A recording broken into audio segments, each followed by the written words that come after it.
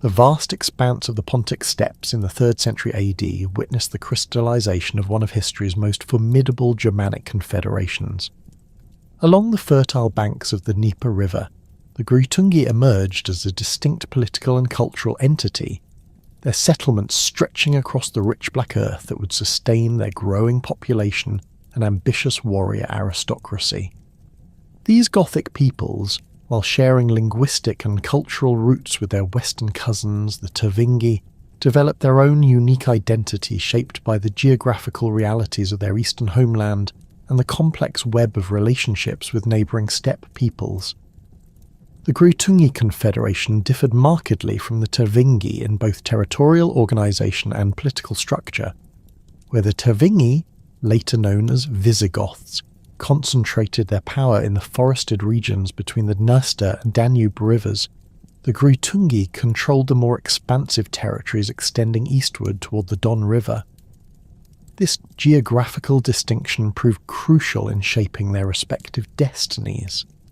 The Greutungi's eastern position placed them at the crossroads of multiple trade routes connecting the Black Sea with the interior of the continent, while simultaneously exposing them to the influence of various nomadic peoples who had long dominated the steppes. Archaeological evidence from sites such as Chernyakov reveals the sophisticated material culture that emerged within Greutungi territories during this period. Their settlements displayed a remarkable degree of organisation, with substantial timber-framed houses arranged in planned communities that could accommodate several hundred inhabitants. These structures, often measuring up to 20 metres in length, featured stone hearths, storage areas and workshops where skilled artisans produced the distinctive metalwork that would become synonymous with Gothic craftsmanship. The presence of specialised craft quarters within these settlements indicates a level of social stratification and economic complexity that went far beyond simple tribal organisation. The warrior culture that defined Greutungi society manifested itself most clearly in their burial practices and material assemblages. Elite graves from this period contain elaborate weapon sets, including long iron swords with distinctive ring pommels, broad-bladed spears, and shield bosses decorated with intricate geometric patterns. These weapons were not merely functional tools, but symbols of status and identity, often featuring silver and gold inlays that demonstrated both the wealth of their owners and the technical sophistication of Gothic metalworkers. The quality of these artefacts rivaled contemporary Roman military equipment, suggesting that Gothic smiths had either learned advanced techniques through contact with imperial craftsmen, or had developed their own innovative methods. Women's burials reveal equally impressive displays of wealth and artistry, with elaborate fibulae, neck rings and belt fittings crafted from precious metals and adorned with garnets, amber and other semi-precious stones. These grave goods indicate not only the high status of elite women within Gothic society, but also the extensive trade networks that brought exotic materials from across Europe and beyond. Amber from the Baltic, garnets from India, and silk from China found their way into Gothic burial assemblages, demonstrating the Confederation's integration into continental and even transcontinental exchange systems. The development of distinctive Gothic artistic styles during this period reflected both indigenous traditions and external influences absorbed through contact with diverse neighbouring cultures. Gothic metalworkers perfected techniques for creating polychrome jewellery using the cloisonner method, where thin gold cells held precisely cut gemstones in intricate patterns. This style, which would later influence artistic traditions across medieval Europe, represented a fusion of Germanic craftsmanship with decorative motifs borrowed from steppe nomads and Mediterranean civilizations.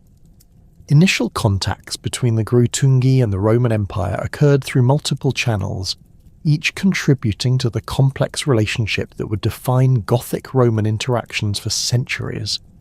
Trade represented perhaps the most significant early connection, with Gothic merchants exchanging furs, amber, slaves and agricultural products for Roman-manufactured goods, wine and luxury items. Roman coins found in Gothic archaeological contexts demonstrate the extent of this commercial relationship. While the presence of Roman glassware, bronze vessels and pottery in elite Gothic burials indicates that Roman goods had become important status symbols within Gothic society. Diplomatic relations developed alongside commercial exchanges, as Roman authorities recognized the need to manage relationships with powerful barbarian confederations along their extended frontiers. The Grutungi, like other Gothic groups, provided both opportunities and challenges for Roman frontier policy.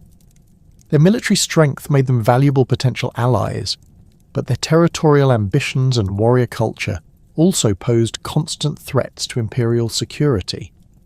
Roman diplomats worked to maintain delicate balances, offering subsidies, official recognition, and military cooperation agreements to Gothic leaders willing to serve imperial interests. Border conflicts along the Danube frontier punctuated these generally peaceful interactions, as Gothic raiding parties tested Roman defences and sought opportunities for plunder and territorial expansion. These conflicts, while often limited in scope, provided Gothic warriors with valuable combat experience and exposed them to Roman military tactics and equipment. The raids also served important social functions within Gothic society, allowing young warriors to prove themselves and ambitious leaders to build the followings through successful military ventures. The Roman response to Gothic pressure varied depending on imperial circumstances and the personalities of frontier commanders. Some officials pursued aggressive military campaigns designed to punish Gothic raiders and demonstrate Roman strength. Others preferred diplomatic solutions, using subsidies and alliance agreements to channel Gothic military energy toward threats to imperial interests. These varying approaches created a complex pattern of conflict and cooperation that shaped the development of Gothic political structures and military capabilities. The arrival of Hunnic peoples in the Pontic steppes during the latter half of the 4th century fundamentally altered the political landscape that had nurtured Grutungi development. The Huns, with their superior cavalry tactics and ruthless military efficiency, posed an existential threat to established Gothic power structures. Unlike previous steppe nomads, who had generally been absorbed into existing political arrangements or had established tributary relationships with Gothic confederations, the Huns sought complete domination of the region and its resources. Hunnic military pressure forced the Grutungi to confront difficult choices about their political future and cultural identity. Some Gothic groups submitted to Hunnic authority, providing military service in exchange for protection and continued local autonomy. Others attempted to maintain independence through military resistance or strategic migration to territories beyond Hunnic reach. These decisions, made under extreme duress, would have lasting consequences for the development of distinct Gothic identities and the ultimate fate of different Gothic populations. The gradual formation of a specifically Ostrogothic identity emerged from this crucible of Hunnic pressure and political fragmentation. While the term Ostrogoth itself would not appear in historical sources until later periods, the cultural and political foundations of this identity were established during the crisis of the late 4th century. Gothic groups that remained in the east, whether under Hunnic domination or in precarious independence, began to develop distinct characteristics that would differentiate them from their western cousins who had migrated across the Danube into Roman territory. This emerging Ostrogothic identity incorporated elements of traditional Gothic culture while adapting to new political and military realities imposed by Hunnic dominance.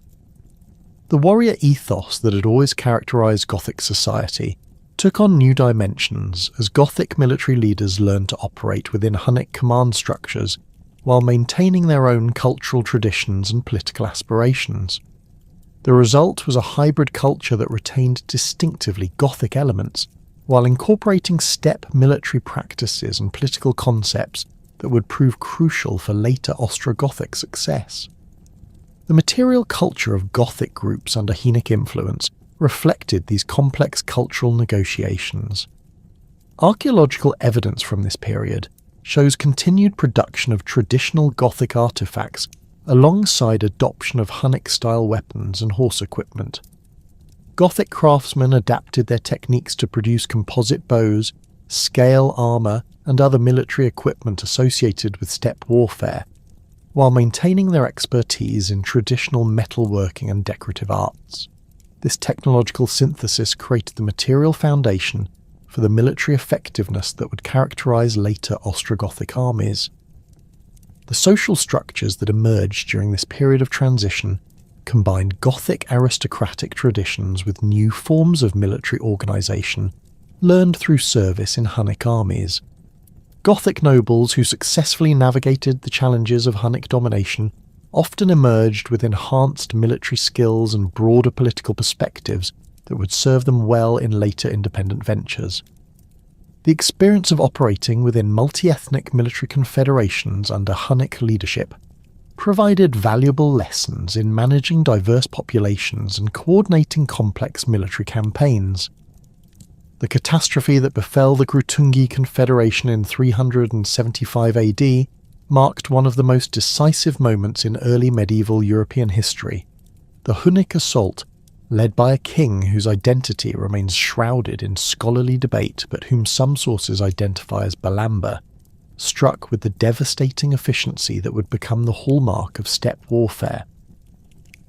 The attack came not as a single overwhelming blow, but as a coordinated campaign that systematically dismantled the political and military structures that had sustained Gothic power in the Pontic steppes for over a century.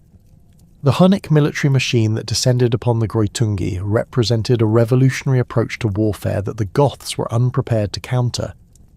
Unlike the infantry-heavy tactics that dominated Germanic military thinking, the Huns deployed massed cavalry formations armed with powerful composite bows capable of accurate fire at ranges exceeding 300 metres.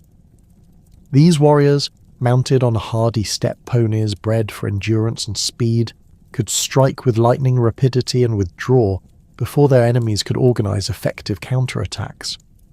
The psychological impact of their tactics proved as devastating as the physical destruction they wrought, as Gothic warriors accustomed to close-quarters combat found themselves unable to close with an enemy that seemed to materialise from nowhere and vanish like smoke. The Grutungi king Ermanaric, whose reign had represented the pinnacle of Gothic power in the east, found his confederation crumbling under the relentless Hunnic pressure.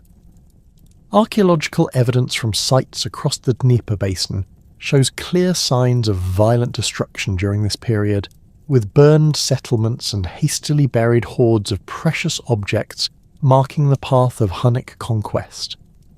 The speed of the collapse suggests that the Huns had identified and exploited critical weaknesses in Gothic military organisation, possibly through intelligence gathered during earlier diplomatic contacts, or through defections from Gothic subject peoples who saw opportunity in the changing political landscape. The subjugation process that followed the initial military victories demonstrated the sophisticated political strategies that underlay Hunnic success. Rather than simply destroying Gothic society, the Huns implemented a system of controlled domination that preserved existing social hierarchies while ensuring absolute political submission. Gothic nobles who submitted were permitted to retain their positions and much of their wealth, but only as subordinates within a larger Hunnic imperial structure. This approach proved remarkably effective in maintaining stability, while extracting maximum military and economic benefit from conquered populations. The integration of Ostrogothic warriors into Hunnic military forces began almost immediately after the conquest. The Huns recognised the combat effectiveness of Gothic heavy infantry and cavalry, viewing them as valuable assets rather than merely defeated enemies. Gothic warriors brought skills in siege warfare, metalworking and organised battlefield tactics that complemented Hunnic mobility and archery. This military synthesis created combined forces that were more formidable than either group could have fielded independently. The transformation of Gothic military culture under Hunnic influence involved fundamental changes in equipment, tactics, and organisation. Gothic warriors learned to use composite bows, a technology that required years of training to master effectively. The construction of these weapons involved laminating horn, sinew and wood in precise configurations that could generate tremendous power while remaining compact enough for mounted use. Gothic craftsmen adapted their metalworking skills to produce the specialised arrowheads, thumb rings and other archery equipment necessary for steppe warfare. Mounted combat became increasingly important in Gothic military practice, though the transition was gradual and uneven across different social groups. Elite Gothic warriors had always maintained horses for transportation and prestige, but the systematic use of cavalry in coordinated battlefield roles represented a significant tactical evolution. The Huns provided instruction in horse breeding, training techniques, and mounted combat formations that transformed Gothic military capabilities. Archaeological evidence shows increasing numbers of horse burials and riding equipment in Gothic graves from this period, indicating the growing importance of equestrian skills in Gothic warrior culture. The political structures that emerged during the period of Hunnic domination reflected a complex blending of Gothic aristocratic traditions with steppe imperial concepts. Gothic nobles found themselves operating within a hierarchical system that extended far beyond their traditional tribal boundaries, encompassing dozens of different ethnic groups under unified Hunnic command. This exposure to imperial-scale political organisation provided valuable experience that would later influence Ostrogothic state-building efforts. Intermarriage between Gothic and Hunnic elites became an important mechanism for political integration and cultural exchange. These unions, often arranged for diplomatic purposes, created kinship networks that transcended ethnic boundaries and facilitated cooperation between different groups within the Hunnic Confederation. The children of these marriages grew up bilingual and bicultural, serving as natural intermediaries between Gothic and Hunnic communities. Archaeological evidence suggests that these mixed families often maintained distinct burial practices that combined elements from both cultural traditions. The adoption of steppe administrative practices by Gothic leaders involved learning new methods of taxation, military recruitment, and territorial organisation. The Huns maintained sophisticated systems for extracting tribute from subject peoples, while managing the complex logistics of maintaining large mobile armies. Gothic administrators who proved capable in these roles often found themselves managing territories and populations far from their original homelands, gaining experience in governing diverse ethnic groups with different cultural practices and economic systems.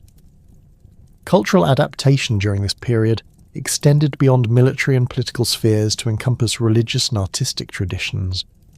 Gothic craftsmen began incorporating Hunnic decorative motifs into their metalwork, creating hybrid artistic styles that reflected their changing cultural environment. The famous polychrome jewellery tradition that would later characterise Ostrogothic material culture evolved during this period through the fusion of Germanic cloison techniques with steppe artistic preferences for animal motifs and dynamic compositions. The role of Ostrogothic forces in Hunnic military campaigns became increasingly prominent as their integration into the Confederation deepened. By the early 5th century, Gothic contingents formed substantial portions of Hunnic armies, providing heavy infantry support and siege capabilities that complemented Hunnic cavalry tactics. These forces participated in campaigns across a vast geographical range, from the Caucasus Mountains to the Rhine frontier, gaining military experience and cultural exposure that would prove invaluable in later independent operations. The invasion of Gaul in 451 AD represented the culmination of Hunnic military power and the most significant deployment of Ostrogothic forces under foreign command. Attila's decision to launch this massive campaign reflected both the internal pressures within the Hunnic Confederation and the strategic opportunities presented by Roman political instability. The army that crossed the Rhine included substantial Ostrogothic contingents under their own nobles, who had spent decades learning to coordinate their tactics with Hunnic cavalry and other allied forces. The Ostrogothic warriors who marched into Gaul bore little resemblance to their ancestors who had faced the initial Hunnic conquest. Generations of military service had transformed them into professional soldiers capable of operating effectively in diverse tactical roles. Their equipment combined traditional Gothic weapons and armour with steppe innovations, creating distinctive military kits that reflected their unique cultural position within the Hunnic Confederation. Scale armour, composite bows, and curved sabres appeared alongside traditional Germanic spears, shields, and long swords. The Battle of the Catalonian Plains demonstrated both the strengths and limitations of the Hunnic military system that had dominated European warfare for nearly 8 decades. The massive engagement which pitted Attila's forces against a Roman Visigothic coalition under Aetius revealed the tactical sophistication that Hunnic armies had achieved through decades of combined operations. Ostrogothic contingents fought alongside Hunnic cavalry, Gepid infantry and warriors from dozens of other subject peoples in a coordinated battle plan that nearly achieved complete victory despite facing determined opposition. The death of Attila in 453 AD created an immediate succession crisis that exposed the fundamental instability underlying Hunnic imperial structure. The great king's sons lacked both their father's military reputation and his political acumen, while the various subject peoples who had served under Hunnic domination began to reassess their positions within the Confederation. The Ostrogoths, who had maintained their distinct identity and military organisation throughout the period of subjugation, found themselves uniquely positioned to exploit the emerging power vacuum.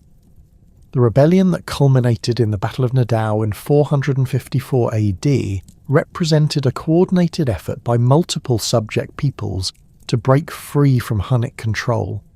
The Ostrogoths, led by members of the Amal dynasty who had carefully preserved their legitimacy throughout the period of foreign rule, played a crucial role in organising the anti-Hunnic coalition. Their military expertise, gained through decades of service in Hunnic armies, proved instrumental in developing tactics capable of countering traditional steppe warfare methods. The battle itself took place along the Nidau River, possibly the Netava in modern-day Hungary, where the rebel coalition achieved a decisive victory that effectively ended Hunnic dominance in Central Europe. Ostrogothic heavy cavalry, supported by Gepid and other allied forces, successfully charged Hunnic formations that had been disrupted by coordinated archery volleys. The tactical innovations developed during their period of subjugation allowed the Ostrogoths to turn Hunnic military methods against their former masters. The victory at Nidau liberated not only the Ostrogoths but dozens of other peoples who had been incorporated into the Hunnic Confederation.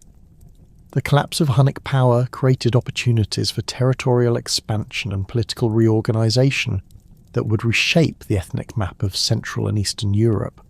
For the Ostrogoths specifically, independence meant the chance to establish their own kingdom while retaining the military and administrative skills they had developed during 8 decades of foreign rule.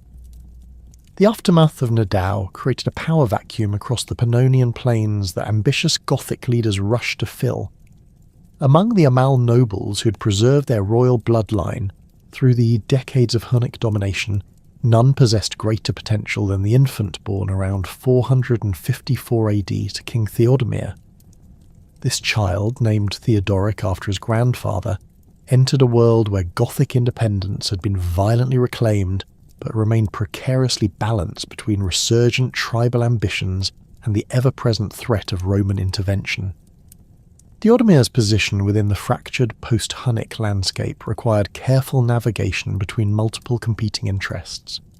The Ostrogothic Confederation that emerged from Nidau controlled territories stretching across modern-day Hungary and parts of Serbia, but their authority faced constant challenges from rival Gothic claimants, aggressive neighbours like the Gepids, and the complex diplomatic machinations of both Eastern and Western Roman courts. The elder Theodoric had established his credentials through military leadership during the liberation struggle, but maintaining power required different skills than those needed for rebellion. The Ostrogothic settlements that took shape during Theodoric's early childhood reflected the military realities of their precarious independence. Archaeological evidence from sites like Apahida reveals fortified compounds where Gothic nobles maintained armed retinues ready for immediate deployment.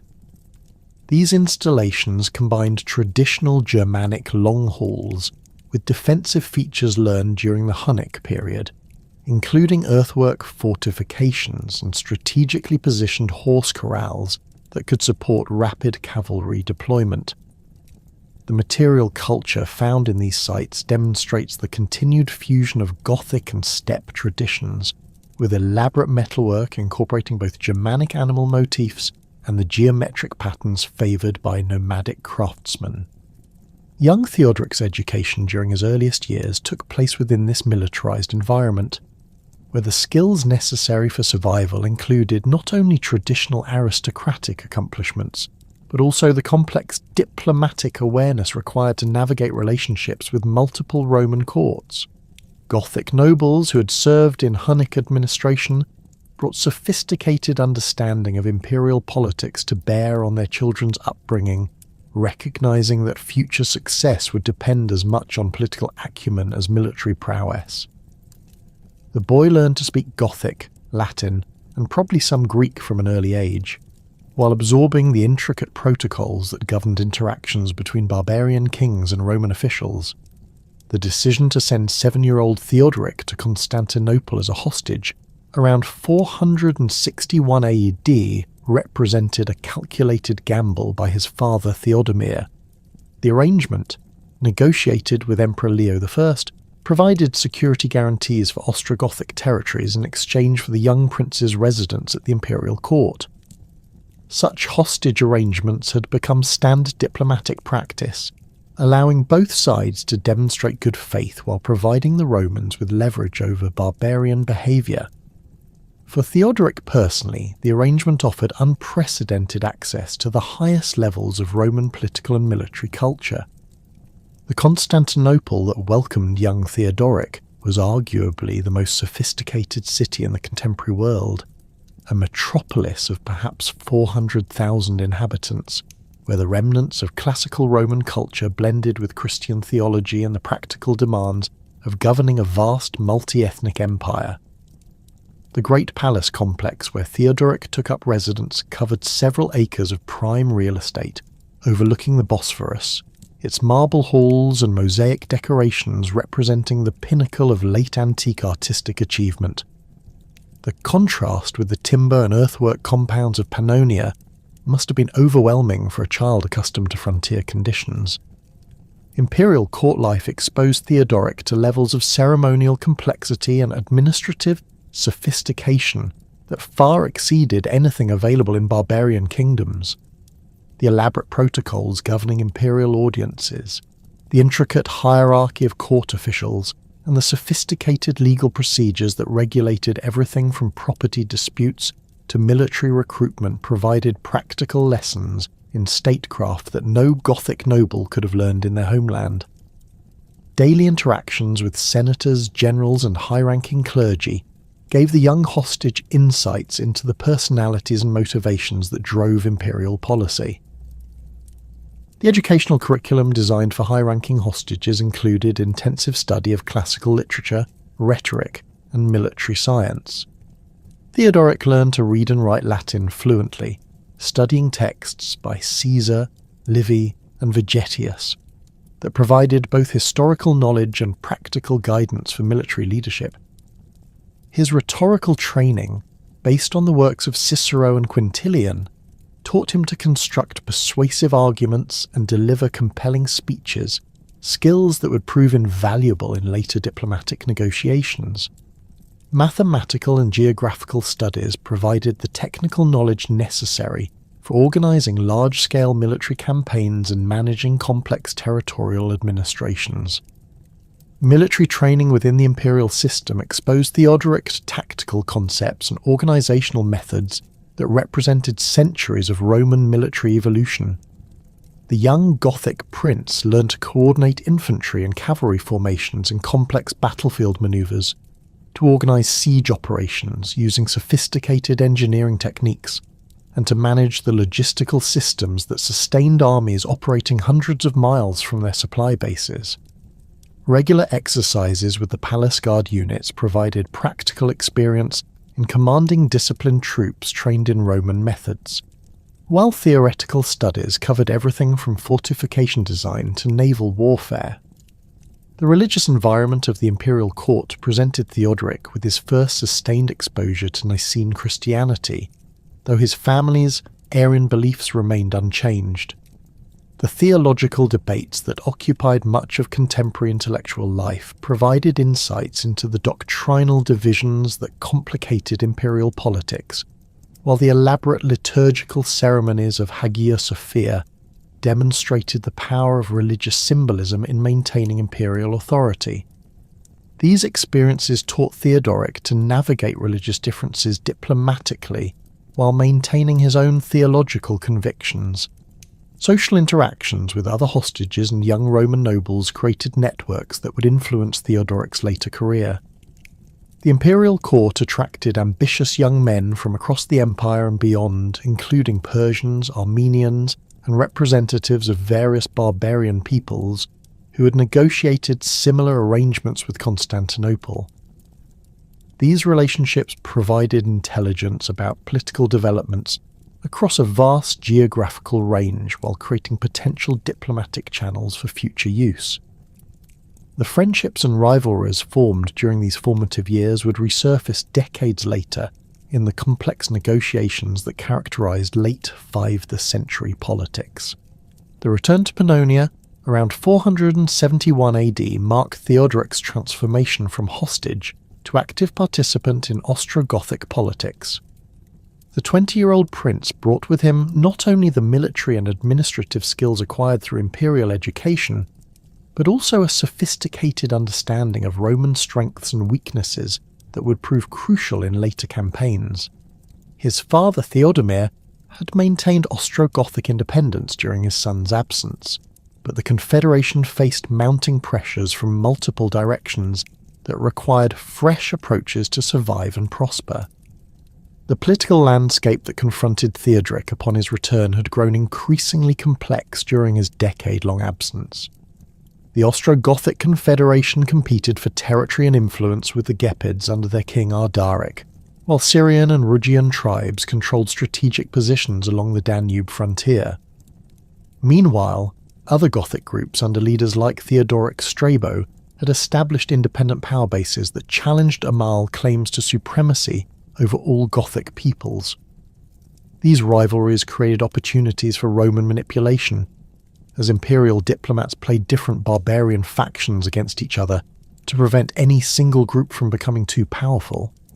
Theodoric's first military commands demonstrated his ability to apply Roman tactical methods to Gothic military traditions. The combined arms formations he developed integrated traditional Gothic heavy infantry with cavalry units trained in steppe warfare techniques learned during the Hunnic period. His forces employed Roman siege equipment and engineering methods, while maintaining the aggressive warrior culture that motivated Gothic soldiers. These innovations proved particularly effective against opponents who expected either purely Roman or purely barbarian tactics.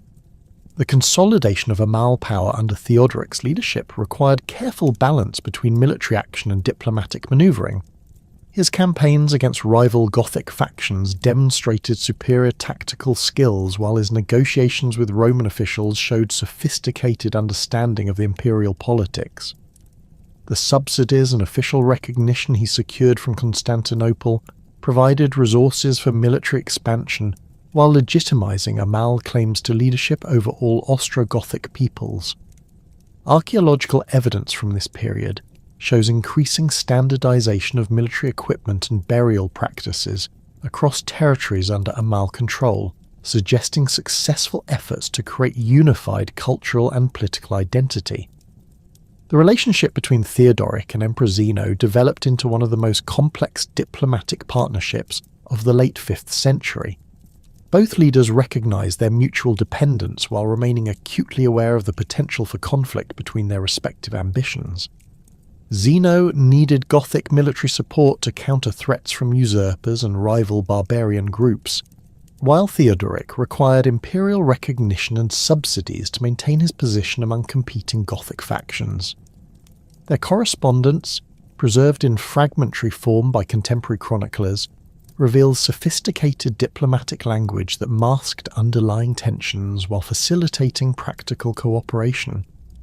The Thracian campaigns of the 470s and 480s showcase Theodoric's ability to operate effectively within imperial strategic frameworks while pursuing distinctly Gothic objectives.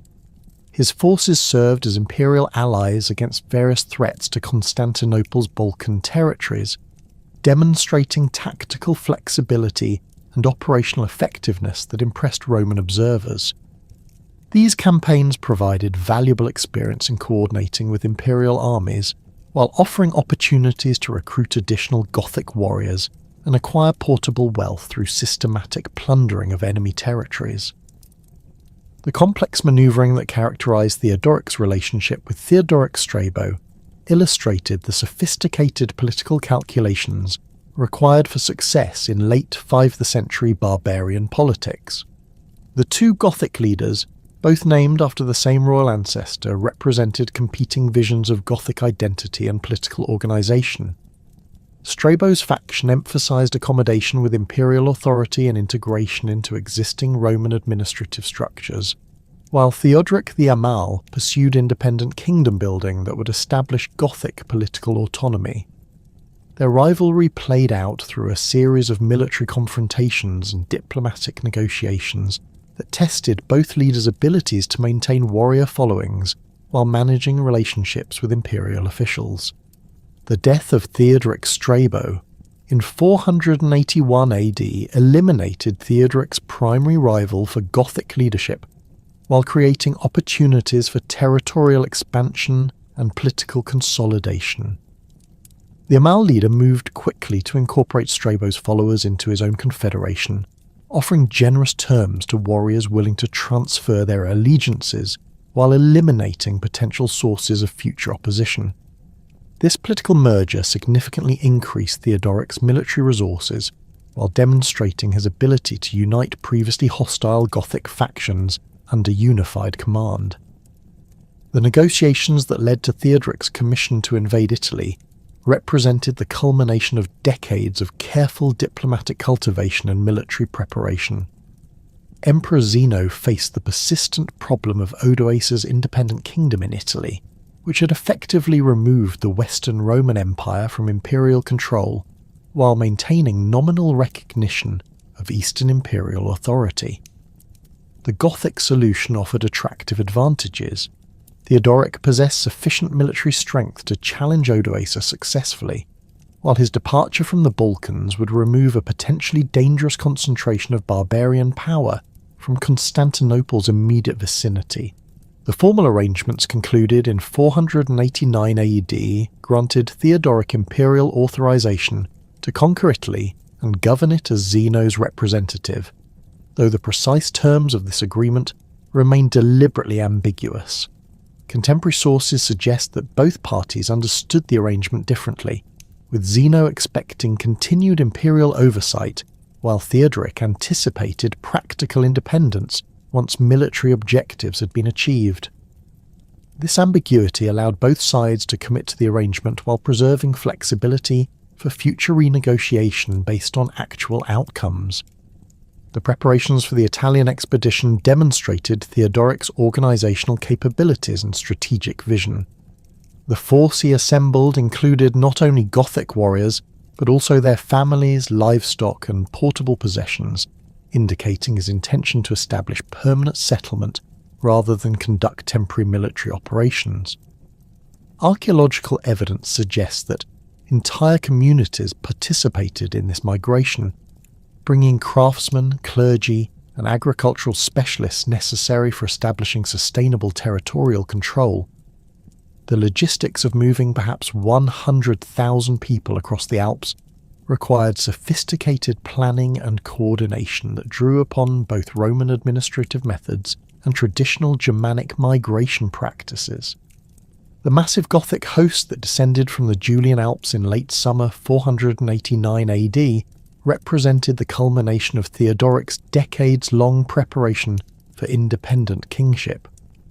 The columns stretched for miles across the mountainous terrain, with heavily armed Gothic cavalry riding alongside ox-drawn wagons, carrying families, craftsmen, and the accumulated wealth of an entire people. Theodoric himself rode at the head of this migration, his presence marked by the distinctive royal banner bearing the Amal dynasty's traditional wolf symbol, worked in gold thread against purple silk.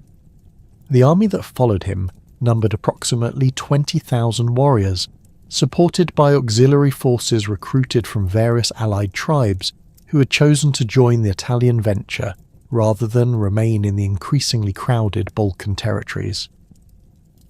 The strategic situation that awaited Theodoric in northern Italy had been carefully analysed through intelligence networks established during his years of imperial service. Odoacer's kingdom, while nominally recognising Eastern imperial authority, had operated with practical independence since deposing the last Western Roman emperor in 476 AD. The Germanic king controlled a military force built around Syrian, Rugian and Herulian warriors, supplemented by Roman units that had remained loyal after the collapse of Western imperial administration. These forces, numbering perhaps 25,000 combat-effective troops, were distributed across fortified positions throughout the Italian peninsula, with major concentrations at Ravenna, Milan and Rome itself. Odoacer's defensive strategy relied heavily on controlling the key river crossings and mountain passes that dominated northern Italian geography. The Isonzo River, flowing from the Julian Alps toward the Adriatic, represented the first major obstacle facing Theodoric's advance. Here, Odoacer had positioned substantial forces under his nephew Arnulfus, who commanded a mixed army of Germanic warriors and Roman infantry units, equipped with traditional imperial weapons and armour. The defensive positions established along the river's eastern bank included timber palisades reinforced with earthworks, designed to channel any attacking force into predetermined killing zones where concentrated archery and javelin fire could inflict maximum casualties. The Battle of Isonzo, fought in late August 489 AD, demonstrated Theodoric's ability to adapt Roman tactical methods to Gothic military traditions while exploiting his enemy's strategic assumptions. Rather than attempting a direct frontal assault across the river, Theodoric divided his forces into multiple columns that approached the defensive positions from different directions simultaneously. His cavalry units, trained in the mobility tactics learned during the Hunnist period, conducted diversionary attacks along the southern approaches, while his main infantry force prepared crossing equipment upstream from the primary defensive positions. The Gothic assault began before dawn with concentrated archery fire directed at the timber fortifications. Theodoric's archers, many of whom had mastered composite bow techniques during their service under Hunnic command, maintained accurate fire at ranges that prevented effective retaliation from defenders armed with shorter-range weapons. This suppressive fire allowed Gothic engineers to position portable bridges and fascines at carefully selected crossing points where the river's depth and current conditions favoured rapid deployment of heavy infantry formations. The breakthrough came when Gothic cavalry units successfully forded the river at an unexpected location several miles south of the main defensive line. These mounted warriors, led by Theodoric's most trusted lieutenants, struck the rear of Odoacer's positions, while the main Gothic infantry assault developed across the prepared crossing points. The coordination required for this complex manoeuvre reflected the sophisticated command and control systems that Theodoric had developed through years of imperial military service, where precise timing and communication between separated units often determined campaign outcomes. Arnulfus's forces, caught between converging Gothic attacks, attempted to withdraw in good order toward prepared secondary positions. but the speed of the Gothic advance prevented effective disengagement.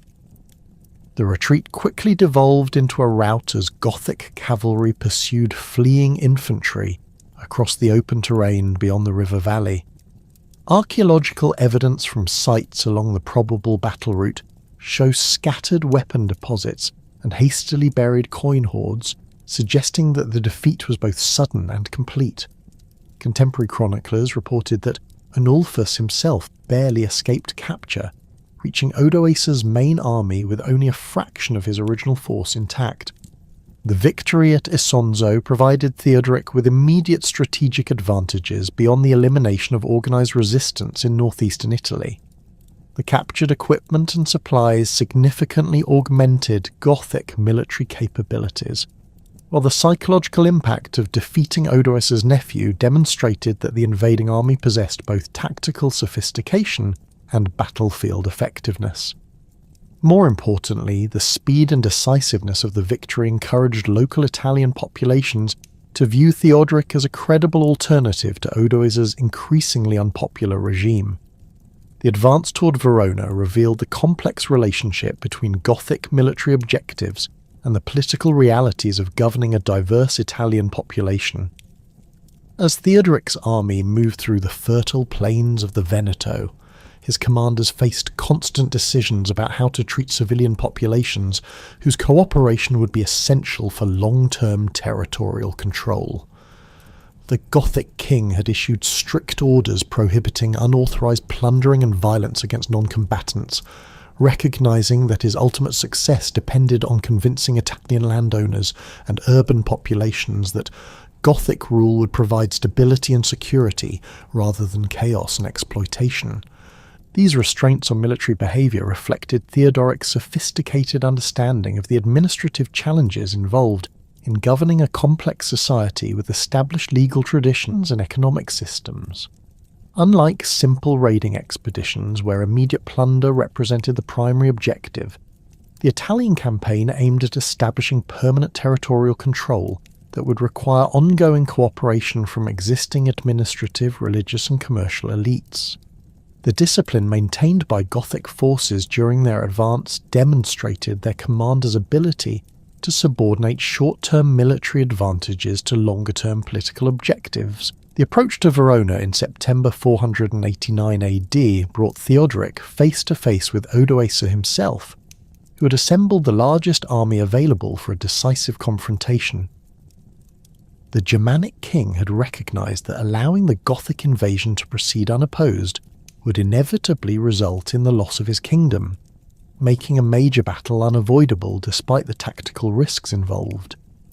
Odoacer's position at Verona reflected sound strategic thinking, as the city's location controlled access to the Alpine passes while providing secure communications with his remaining strongholds throughout the peninsula. The armies that confronted each other outside Verona represented two different approaches to organising military force in post-imperial Italy. Odoacer's troops included substantial numbers of Roman infantry units that maintained traditional imperial equipment and formations, supported by Germanic warriors who fought in their ancestral styles with long swords, broad-bladed spears and round shields. This combination had proved effective in earlier campaigns, but it required careful coordination between units with different tactical doctrines and command structures. The mixed nature of Odoacer's army also created potential communication problems, as orders had to be transmitted in multiple languages to ensure comprehension across ethnically diverse formations. Theodoric's forces, by contrast, had achieved greater tactical integration through years of combined training and campaign experience. Gothic warriors equipped with traditional Germanic weapons fought alongside cavalry units trained in steppe warfare techniques, while specialised siege engineers provided capabilities learned through imperial military service. The command structure reflected this integration, with Gothic nobles leading mixed formations that could adapt their tactics to changing battlefield conditions without requiring complex coordination between separate ethnic contingents. The Battle of Verona, fought on September 30th, 489 AD, began with extended archery exchanges as both armies tested their opponents' defensive formations. Odoacer's forces, deployed in traditional Roman battle order with infantry in the centre and cavalry on the flanks, initially held their positions effectively against Gothic probing attacks. However, Theodoric's tactical flexibility soon became apparent as his commanders shifted their formations to exploit weaknesses in the enemy deployment. Gothic cavalry units, operating with the mobility learned during their service under Hunnic command, repeatedly struck at exposed flanks before withdrawing beyond the range of effective retaliation.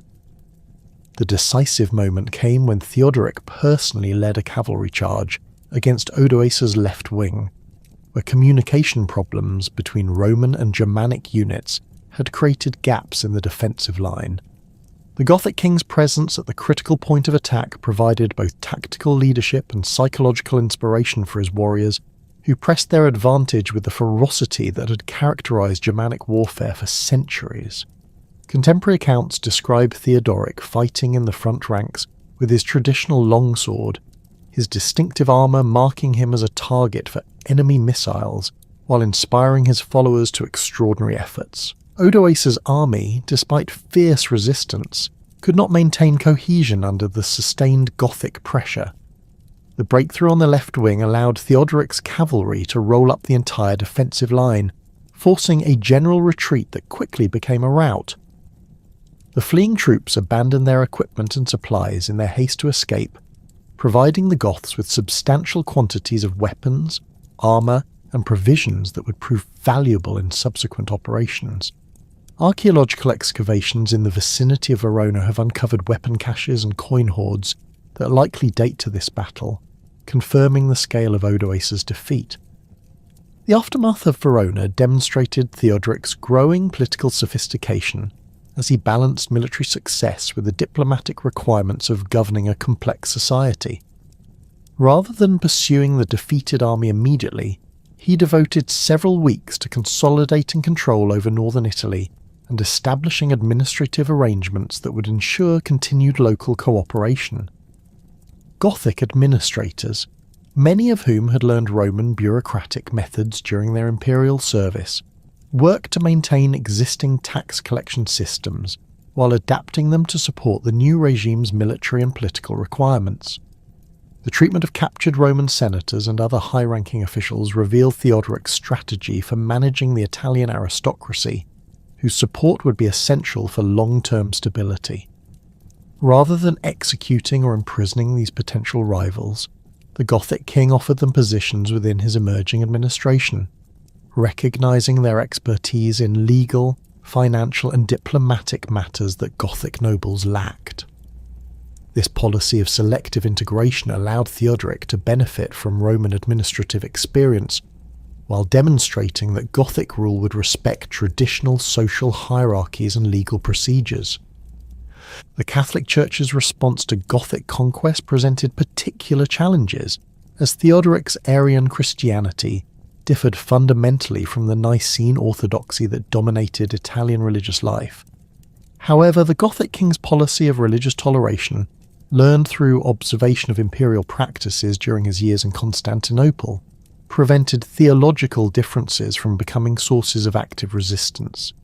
Catholic bishops who accepted Gothic political authority were permitted to maintain their positions and continue their pastoral duties, while church properties remained under ecclesiastical control rather than being confiscated for military purposes.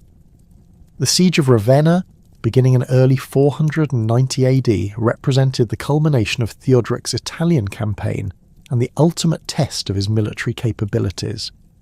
Odoacer had withdrawn to this heavily fortified capital after his defeat at Verona, recognizing that the city's position in the midst of extensive marshlands made it virtually impregnable to conventional assault. The defensive advantages of Ravenna included not only its difficult terrain, but also its access to the sea, which allowed continued communication with potential allies and the importation of supplies necessary for extended resistance. The Gothic approach to besieging Ravenna demonstrated the tactical sophistication that Theodoric had developed through decades of military experience. Rather than attempting direct assault against the city's formidable fortifications, Gothic engineers began systematic construction of siege works designed to isolate the defenders while providing protected positions for their own forces. These fortifications, built according to Roman engineering principles learned during Theodoric's imperial service, included timber palisades, earthwork ramparts, and strategically positioned towers that commanded approaches to the city. The integration of Gothic cavalry tactics with Roman siege techniques created a blockade system that gradually tightened around Ravenna over the course of nearly 3 years. Gothic horsemen, operating from fortified camps positioned throughout the surrounding marshlands, intercepted supply convoys and prevented communication between the besieged city and potential relief forces. Meanwhile, Gothic engineers constructed causeway approaches across the wetlands, using fascines and stone fill to create solid foundations for siege equipment that could threaten the city's walls directly. The prolonged nature of the siege tested both armies' endurance and logistical capabilities. Theodoric's forces, supplied by the agricultural resources of northern Italy and supported by tribute from Italian cities that had submitted to Gothic authority, maintained their effectiveness throughout the extended campaign. Odoacer's garrison, by contrast, faced increasing shortages of food and military supplies as the Gothic blockade proved increasingly effective. Contemporary sources describe growing desperation within Ravenna as civilian populations suffered from malnutrition, while military effectiveness declined due to inadequate equipment maintenance and declining morale. The final phase of the siege revealed the complex political calculations that influenced military decision-making in late 5th century Italy. By 493 AD, both Theodoric and Odoacer recognized that continued warfare served neither side's long-term interests, as prolonged conflict weakened Italian defences against potential threats from other barbarian groups or imperial intervention from Constantinople. Secret negotiations, conducted through intermediaries who could move between the opposing camps, explored possibilities for political settlement that would end the siege while preserving the honour and safety of both leaders. The agreement reached in February 493 AD appeared to offer a reasonable compromise that would allow both kings to share power in Italy while ending the destructive warfare that had devastated much of the peninsula. Odoacer would retain his royal title and continue governing certain territories, while Theodoric would assume overall leadership of the combined Gothic and Syrian military forces.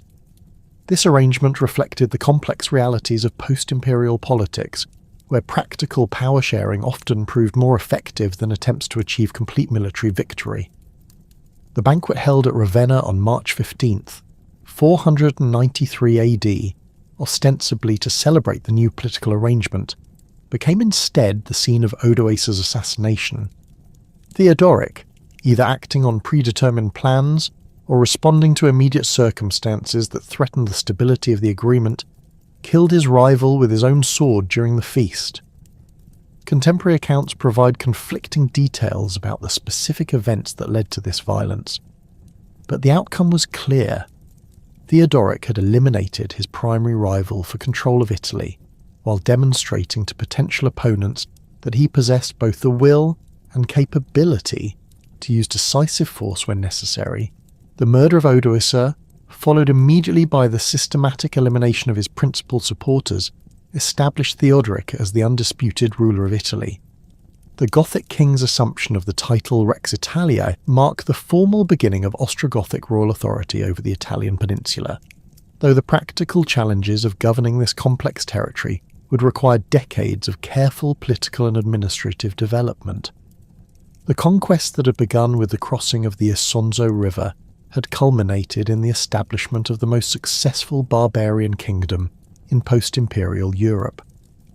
The administrative apparatus that Theodoric constructed following his consolidation of power in Italy represented one of the most sophisticated attempts at cultural synthesis in early medieval Europe. The Gothic king faced the unprecedented challenge of governing a population that was perhaps 90% Roman, while maintaining the loyalty of his Gothic warriors who expected traditional Germanic leadership structures. His solution involved creating parallel administrative systems that allowed both populations to operate according to their customary legal and cultural frameworks while ensuring unified political control under Amal royal authority. The Palatium at Ravenna became the nerve centre of this complex governmental system, housing both Gothic royal household officials and Roman bureaucratic departments that had survived from the imperial period. Theodoric retained the services of experienced Roman administrators like Cassiodorus, whose family had served imperial governments for generations, while appointing Gothic nobles to military commands and territorial governorships that required direct control over warrior populations. This dual structure allowed the king to benefit from Roman expertise in taxation, law, and diplomacy, while maintaining the personal loyalty bonds that formed the foundation of Germanic political authority. The legal framework governing Ostrogothic Italy reflected this same principle of parallel systems operating under unified royal oversight. Romans continued to live under Roman law, administered by Roman judges using traditional legal procedures and precedents established during centuries of imperial development. Gothic populations, meanwhile, followed customary Germanic law codes that emphasized personal honor, kinship obligations, and compensation payments for various offences. The King's Court served as the ultimate appellate authority for both systems, with Theodoric personally hearing cases that involved disputes between Goths and Romans or matters that affected royal prerogatives. The military organisation that supported this administrative structure combined Gothic warrior traditions with Roman tactical methods and logistical systems. The regular army consisted primarily of Gothic heavy cavalry and infantry units, organised around traditional comitatus relationships between nobles and their armed retainers. These forces maintained their ancestral weapons and fighting techniques, while incorporating Roman siege equipment, engineering capabilities, and standardised supply systems that enabled sustained military operations across the Italian peninsula. Roman military units that had served under Odoacer were largely disbanded, though individual soldiers who demonstrated loyalty to the new regime could earn positions within Gothic formations. Provincial administration throughout Italy relied heavily on Roman institutional frameworks that had proven effective during centuries of imperial rule. The existing system of provincial governors, municipal magistrates, and local administrative councils continued to function under Gothic oversight, collecting taxes, maintaining public works, and adjudicating legal disputes according to established procedures. Gothic counts appointed by Theodoric supervised these Roman officials, ensuring that local administration served royal interests while respecting traditional privileges and customs that maintained social stability. The economic policies implemented during Theodoric's reign demonstrated his understanding that Italian prosperity depended on maintaining commercial networks that had sustained Mediterranean trade for centuries. The Gothic king actively promoted merchant activities by ensuring the security of trade routes, standardizing weights and measures, and negotiating commercial agreements with other kingdoms and the Eastern Roman Empire. Italian agricultural production, which had declined during the warfare of the late 5th century, recovered significantly under Gothic protection as landowners gained confidence in the stability of the new regime. The restoration of Italy's physical infrastructure became one of Theodoric's most visible achievements and a powerful symbol of Gothic commitment to Italian welfare. The ancient Roman road system, which had deteriorated during decades of political instability and insufficient maintenance, received systematic attention from Gothic engineers who combined traditional Roman construction techniques with innovations learned during their military campaigns.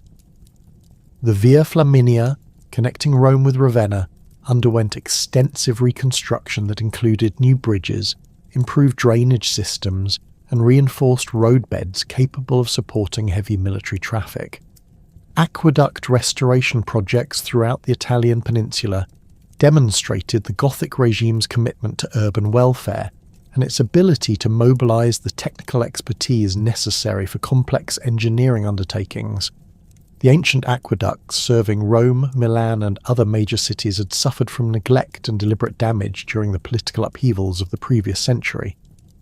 Gothic engineers working alongside Roman technical specialists rebuilt damaged sections using traditional construction methods while implementing improvements that increased water flow capacity and system reliability. The harbour facilities at Ravenna received particular attention as Theodoric recognised their strategic importance for both military operations and commercial activities. The port installations, which had served as the primary naval base for the Western Roman Empire, required extensive dredging and reconstruction to accommodate the increasing volume of trade that flowed through Gothic territories. New warehouses, constructed using timber from the Alpine regions combined with stone quarried from traditional Roman sources, provided secure storage for goods awaiting shipment to destinations throughout the Mediterranean basin. Theodoric's religious policies reflected his sophisticated understanding of the theological complexities that divided Italian society and threatened political stability. As an Arian Christian ruling over a predominantly Catholic population, the Gothic king faced constant pressure to either convert to Nicene orthodoxy or impose Arian beliefs on his Roman subjects. His solution involved maintaining strict religious neutrality in governmental affairs while protecting the rights of both Christian communities to practice their respective theological traditions without interference. The relationship between the Ostrogothic court and the Catholic Church developed along lines that balanced royal authority with ecclesiastical independence. Catholic bishops retained control over their dioceses and church properties while acknowledging Theodoric's political supremacy and accepting his role in resolving disputes that affected public order. The king appointed Catholic clergy to positions within his administration where their education and diplomatic skills proved valuable, while ensuring that Arian priests maintained their traditional roles within Gothic military and court circles. The papacy's position under Gothic rule presented particular challenges, as the Bishop of Rome claimed spiritual authority that transcended political boundaries while residing within territories under Theodoric's direct control. The Gothic king generally supported papal prerogatives in religious matters, while insisting on royal approval for papal elections and major policy decisions that might affect relations with other kingdoms or the Eastern Roman Empire. This arrangement allowed both parties to maintain their essential claims while avoiding direct confrontations that could destabilize Italian politics. The construction of new churches throughout Italy during Theodoric's reign demonstrated the Gothic commitment to religious tolerance, while showcasing the architectural capabilities of the combined Gothic-Roman administrative system. Arian churches built for Gothic congregations incorporated traditional Germanic decorative elements with Roman construction techniques, creating distinctive architectural styles that reflected the cultural synthesis occurring throughout Ostrogothic society. Catholic churches continued to receive royal patronage for construction and renovation projects, ensuring that both religious communities could maintain adequate facilities for their worship and community activities. The diplomatic networks that Theodoric established with other barbarian kingdoms created a web of alliances that secured Italian borders while enhancing Gothic prestige throughout post-imperial Europe. Marriage alliances formed the cornerstone of this diplomatic strategy, as royal weddings created kinship bonds that transcended ethnic boundaries and provided mechanisms for resolving conflicts through negotiation rather than warfare. Theodoric's own marriage to Audafleda, sister of the Frankish king Clovis, exemplified this approach by linking the Ostrogothic and Frankish royal houses despite their different religious affiliations. The marriage of Theodoric's daughter Ostrogotho to Sigismund, heir to the Burgundian throne, created another crucial alliance that secured the Alpine passes connecting Italy with Gaul. This union brought together two Arian royal families whose cooperation could counter the growing influence of Catholic Frankish power in southeastern Gaul. The wedding ceremony, held at Ravenna with elaborate Gothic and Burgundian ceremonial elements, demonstrated the cultural sophistication that characterized diplomatic relations between barbarian kingdoms in the early 6th century. The alliance with the Vandal kingdom in North Africa, sealed through the marriage of Theodoric's sister Amalafrida to King Thrasimund, created a powerful anti-Byzantine coalition that controlled much of the western Mediterranean. This diplomatic arrangement provided mutual security guarantees while facilitating commercial exchanges between Italian and African territories. The Vandal alliance also offered potential military cooperation against Eastern Roman attempts to reconquer former imperial territories in the west. Relations with the Ostrogothic Kingdom in Spain developed through both marriage alliances and territorial agreements that defined spheres of influence in southern Gaul. Theodoric's daughter Theodogotho married the Visigothic king Alaric II, creating kinship bonds that facilitated cooperation in military and diplomatic matters. When Frankish expansion threatened Visigothic territories, Theodoric provided military assistance that demonstrated the practical value of these alliance systems, while establishing Gothic influence in regions beyond the Italian peninsula. The economic prosperity that characterized Theodoric's reign reflected both the security provided by effective government and the revival of commercial networks that had been disrupted during the political upheavals of the late 5th century. Italian agricultural production increased significantly as landowners invested in improvements to their estates, confident that Gothic protection would allow them to retain the benefits of their investments.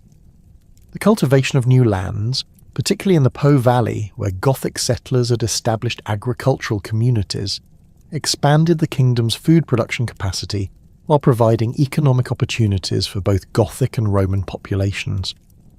Manufacturing activities throughout Italy experienced substantial growth as craftsmen gained access to raw materials through revived trade networks, while benefiting from stable political conditions that encouraged long-term business planning.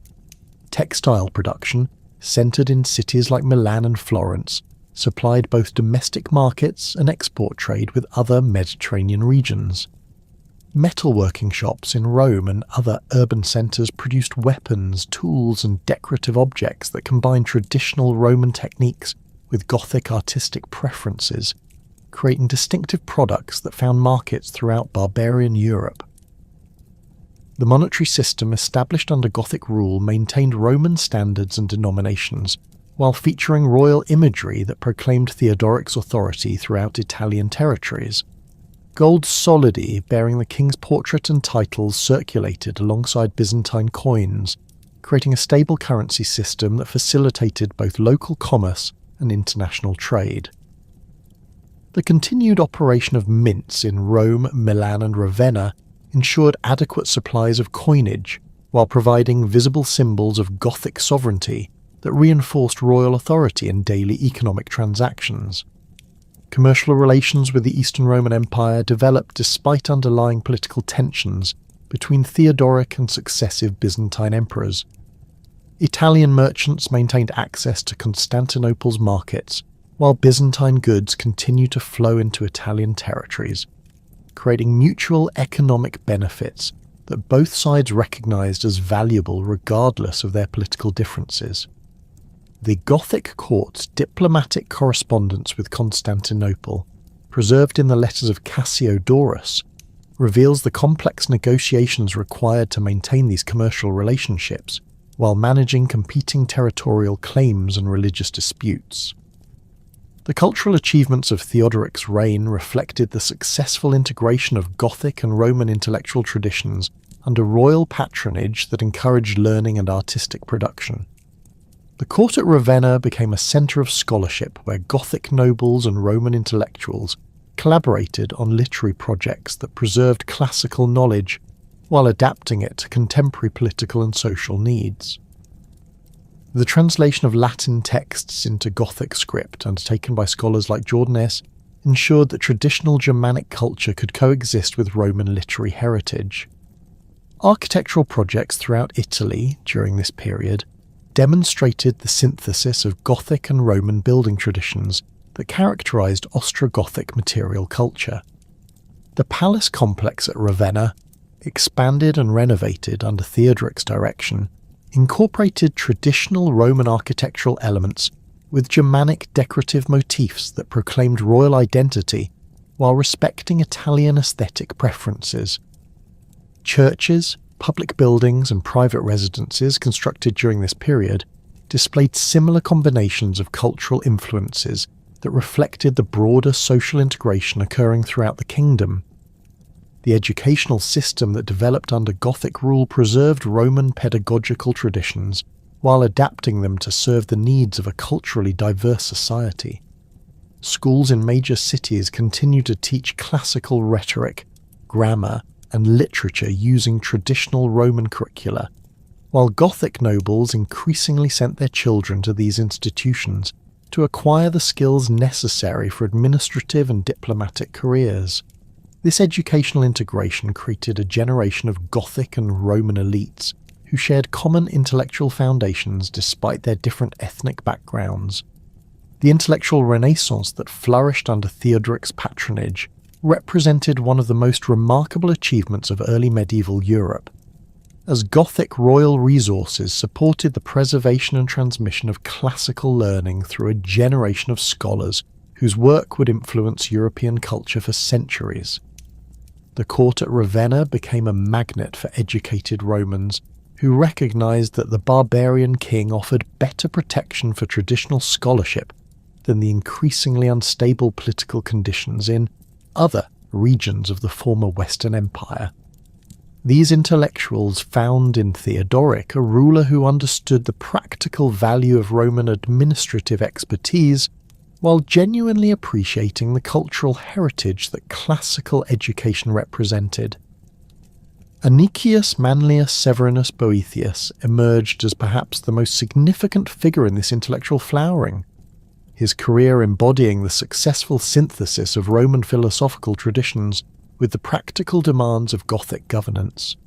Born around 480 AD into one of Rome's most distinguished senatorial families, Boethius received the finest classical education available, studying rhetoric, mathematics, and philosophy in the traditional Roman manner while also acquiring fluency in Greek that allowed him direct access to Aristotelian and Platonic texts. His appointment to high administrative positions under Theodoric reflected both his intellectual capabilities and his family's political connections, but more importantly demonstrated the Gothic king's commitment to employing the best available talent, regardless of ethnic background. The scholarly projects that Boethius undertook during his years of royal service aimed at preserving and transmitting the entire corpus of classical learning to future generations. His translations of Aristotelian logical works into Latin provided medieval scholars with their primary access to Greek philosophical methods, while his commentaries on these texts explained complex concepts in language accessible to readers without extensive philosophical training.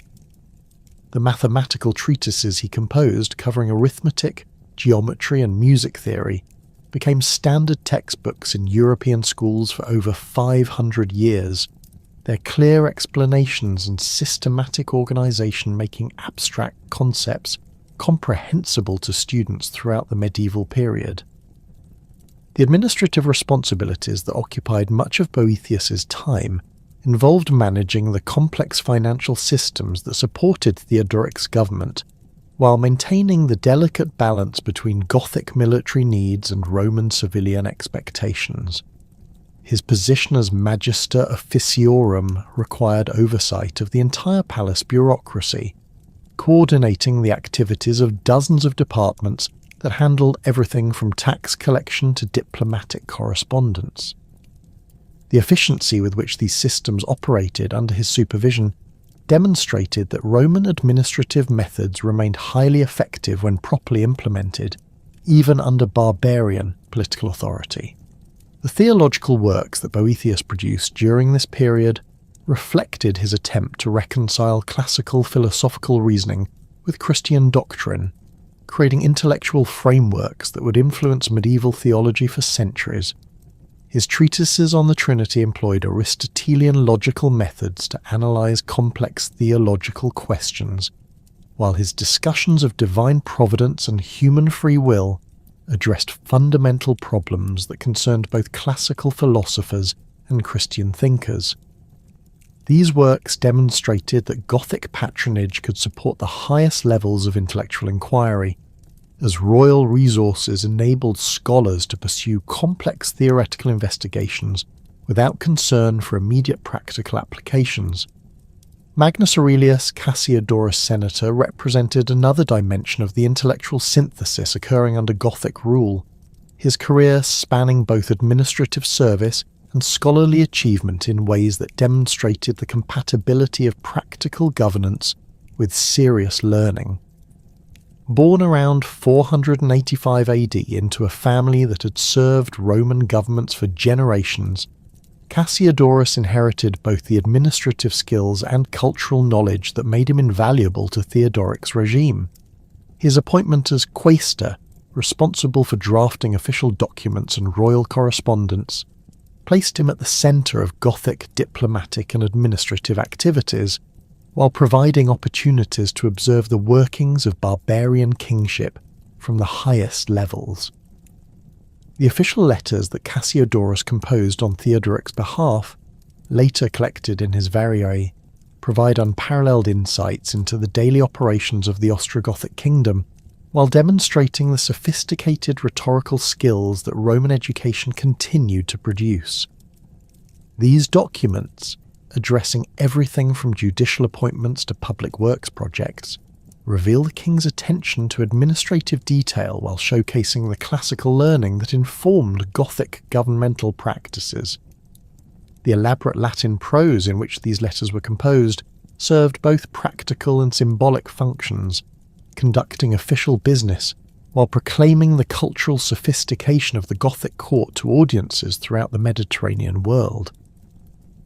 The historical works that Cassiodorus produced, including his chronicle and his lost Gothic history, attempted to integrate Germanic tribal traditions with Roman historical writing methods, creating narratives that legitimize Gothic rule while preserving traditional Roman literary forms.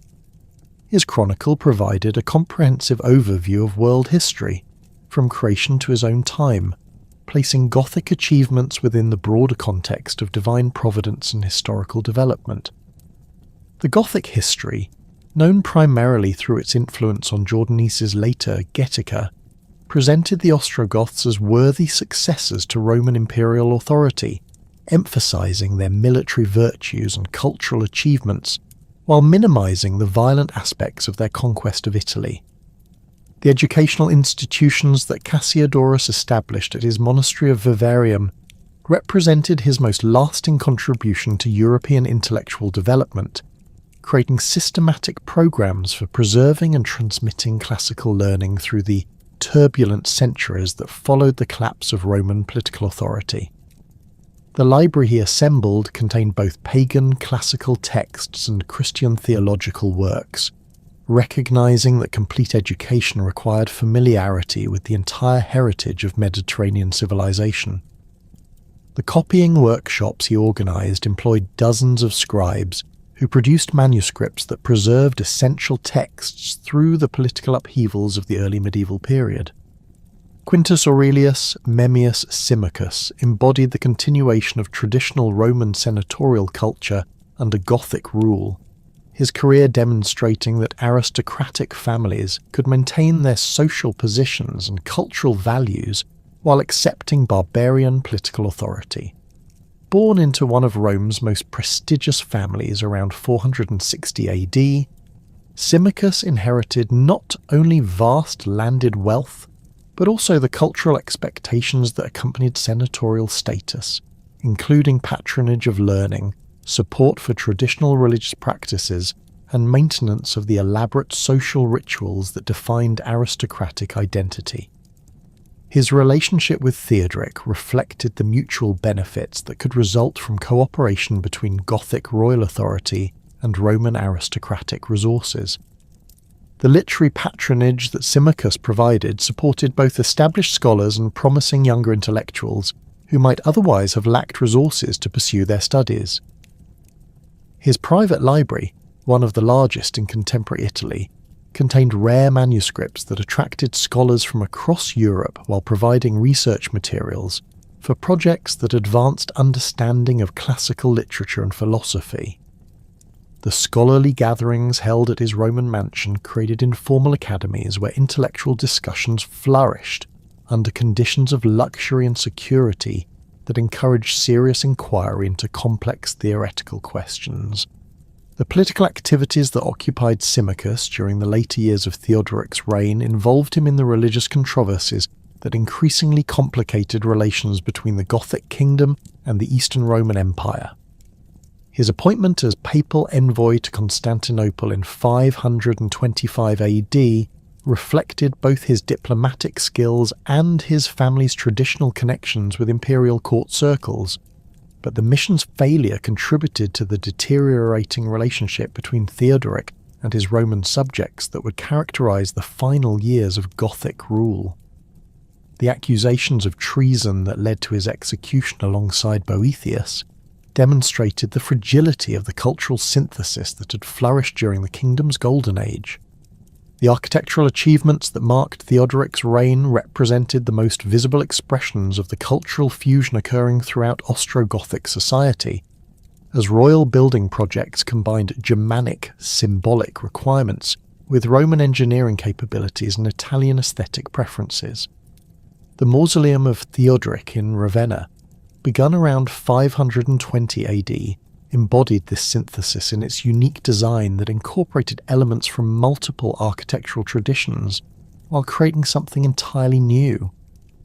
The massive stone structure, built from Istrian limestone quarried across the Adriatic and transported to Ravenna by sea, demonstrated both the kingdom's economic resources and its ability to organize complex logistical operations.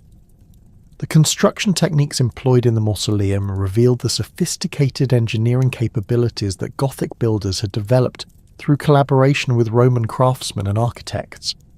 The building's most remarkable feature, a monolithic dome weighing over 300 tons, required innovative lifting methods that combined traditional Roman engineering with Germanic metalworking skills to create the specialized equipment necessary for positioning such massive stone elements. The precision with which the dome was cut and fitted demonstrated mastery of stone carving techniques that rivaled the best work of the imperial period.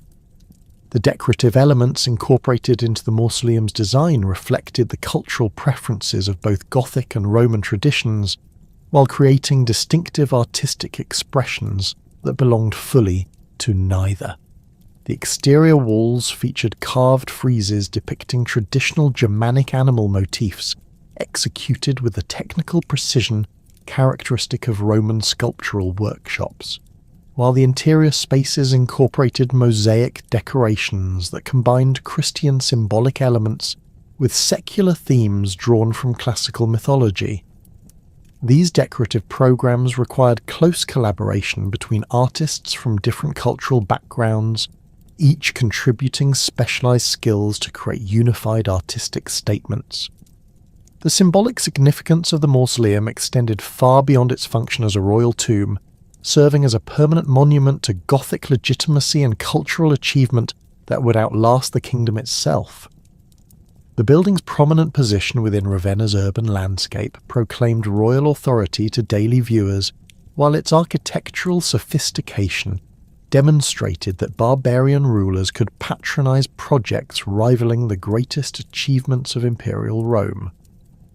The inscription recording Theodoric's titles and achievements, carved in both Latin and runic scripts, proclaimed the cultural synthesis that characterized his reign while asserting Gothic claims to equal status with Roman imperial traditions.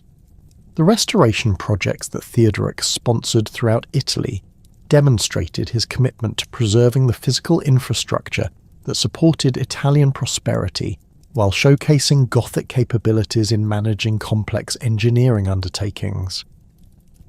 The renovation of the Circus Maximus in Rome, undertaken around 500 AD, required massive investments of both financial resources and technical expertise to repair centuries of accumulated damage, while adapting the ancient structure to contemporary entertainment preferences. The project employed hundreds of craftsmen working under Gothic supervision, their collaboration producing results that satisfied both traditional Roman expectations and barbarian royal requirements for impressive public spectacles. The restoration of ancient Roman monuments throughout the Italian peninsula served both practical and symbolic functions, maintaining essential infrastructure while demonstrating Gothic respect for Italian cultural heritage. The repair of bridges along major roadways ensured continued commercial and military communications, while the renovation of public buildings in Rome, Milan and other major cities provided visible evidence of royal concern for urban welfare. These projects required careful coordination between Gothic administrators and Roman technical specialists, their successful completion demonstrating the effectiveness of the collaborative governmental systems that Theodoric had established. The development of distinctive Ostrogothic material culture during this period reflected the gradual emergence of artistic traditions that incorporated elements from Germanic, Roman, and Byzantine sources, while creating expressions that belonged fully to none of these individual traditions. Gothic metalworkers adapted traditional cloisonne techniques to produce jewellery and decorative objects that featured Roman mythological subjects rendered in Germanic artistic styles, while Roman craftsmen incorporated barbarian decorative motifs into traditional Mediterranean art forms. This cultural cross-fertilization produced artistic expressions that reflected the complex ethnic composition of Ostrogothic society. The polychrome jewellery tradition that flourished under Gothic patronage represented perhaps the most successful fusion of different artistic traditions, combining Germanic metalworking techniques with gemstones and decorative materials imported from across the Mediterranean world. Gothic workshops in Ravenna and other Italian cities produced elaborate fibulae, belt fittings, and personal ornaments that incorporated garnets from India, pearls from the Red Sea, and gold worked according to techniques learned from Byzantine craftsmen. These objects served both functional and symbolic purposes, displaying their owner's wealth and status while proclaiming their participation in the cosmopolitan culture of the Ostrogothic court. The manuscript illumination that developed in scriptoriums associated with Gothic patronage demonstrated similar patterns of cultural synthesis, as traditional Roman book production methods incorporated decorative elements drawn from Germanic artistic traditions. The illuminated manuscripts produced for members of the Gothic court featured elaborate initial letters decorated with interlaced animal motifs, characteristic of barbarian art, while maintaining the classical proportions and spatial organization that defined Roman book design. These manuscripts served both practical functions as texts for study and ceremonial purposes as symbols of royal cultural sophistication. The legal codification efforts undertaken during Theodoric's reign reflected his sophisticated understanding of the administrative challenges involved in governing an ethnically diverse population while maintaining social stability and political legitimacy. The principle of personality of law, which allowed different ethnic groups to live according to their traditional legal customs, required complex administrative arrangements that could accommodate multiple legal systems operating simultaneously within the same territorial boundaries. Gothic administrators developed sophisticated procedures for determining which legal tradition applied to specific cases while ensuring that royal authority remained supreme over all local jurisdictions. The Edictum Theodorici, promulgated around 500 AD, represented the most systematic attempt to codify the legal principles governing Ostrogothic Italy, while respecting the diverse legal traditions that existed within the kingdom's population. This legal code addressed primarily criminal matters and administrative procedures that affected public order, establishing uniform standards for offences like theft, assault and treason, while allowing civil disputes to be resolved according to the customary laws of the parties involved. The code's provisions demonstrated careful balance between Germanic legal concepts, emphasizing personal honor and compensation with Roman legal principles focusing on state authority and systematic jurisprudence. The administrative procedures developed for implementing this dual legal system required extensive training for judges and court officials who needed to understand the principles governing both Gothic and Roman legal traditions. Legal schools established in major Italian cities provided instruction in comparative jurisprudence, teaching aspiring administrators to navigate the complex relationships between different legal systems while ensuring consistent application of royal authority. These educational programs produced a generation of legal professionals capable of managing the sophisticated judicial arrangements that made Ostrogothic governance possible. The practical operation of separate legal systems within unified political structures created opportunities for legal innovation, as jurists developed new procedures for resolving conflicts between different legal traditions. Cases involving disputes between Goths and Romans required careful analysis to determine appropriate jurisdictional procedures, while mixed marriages and commercial partnerships created legal relationships that transcended traditional ethnic boundaries. The solutions developed for these complex situations contributed to the evolution of legal concepts that would influence European jurisprudence for centuries. The death of Theodoric the Great on August 30th, 526 AD, at his palace in Ravenna, marked the end of an era that had witnessed the most successful barbarian kingdom in post-imperial Europe reach unprecedented heights of political stability and cultural achievement. The great king's final months had been shadowed by the executions of Boethius and Symmachus, decisions that revealed the underlying tensions between Gothic royal authority and Roman aristocratic expectations that his earlier policies had successfully managed to contain. As Theodoric's body lay in state within the magnificent mausoleum he had constructed as his eternal monument, the Ostrogothic nobility faced the daunting challenge of maintaining the delicate balance between Germanic warrior traditions and Roman administrative sophistication that had sustained their kingdom's prosperity for over 3 decades. The succession arrangements that Theodoric had established before his death reflected his acute awareness of the potential instabilities that could threaten Ostrogothic unity following the loss of his personal authority. His grandson Athalaric, son of his deceased daughter Amalasuntha, and her husband Eutharic, represented the legitimate continuation of the Amal royal bloodline, but the boy's tender age of barely 10 years necessitated a regency that would test the kingdom's institutional structures in ways that Theodoric's direct rule had never required. The appointment of Amalasuntha as regent demonstrated the dead king's confidence in his daughter's political acumen and her understanding of the complex diplomatic relationships that sustained Ostrogothic independence. But it also placed unprecedented authority in the hands of a woman whose exercise of power would challenge traditional Germanic concepts of royal leadership.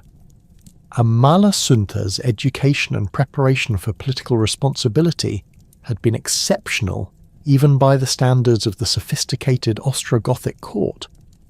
Born around 495 AD during the height of her father's power, she had received instruction in both Gothic warrior traditions and Roman administrative methods, acquiring fluency in Latin, Greek, and Gothic that enabled her to communicate effectively with all segments of the kingdom's diverse population.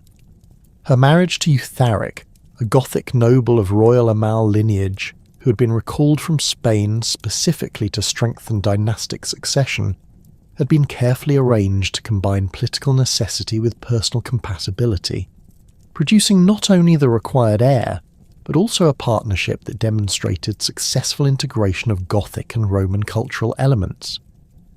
The regency government that Amalasuntha established following her father's death attempted to maintain the administrative systems and diplomatic relationships that had sustained Ostrogothic prosperity while adapting to the changed circumstances created by the succession of a minor. The royal council that advised the regent included both Gothic military commanders who had served Theodoric faithfully for decades and Roman administrators whose expertise in legal and financial matters remained essential for effective governance.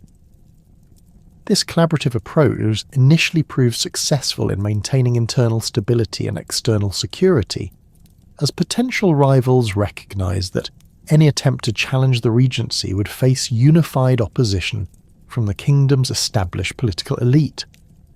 The young King Athalaric's education became a focal point for debates about the future direction of Ostrogothic society, as different factions within the nobility advocated competing visions of royal preparation that reflected deeper disagreements about cultural identity and political strategy. Amalasuntha favoured a comprehensive educational program that would equip her son with both the classical learning necessary for diplomatic relations with the Eastern Roman Empire and the military skills required for leadership of Gothic warrior bands.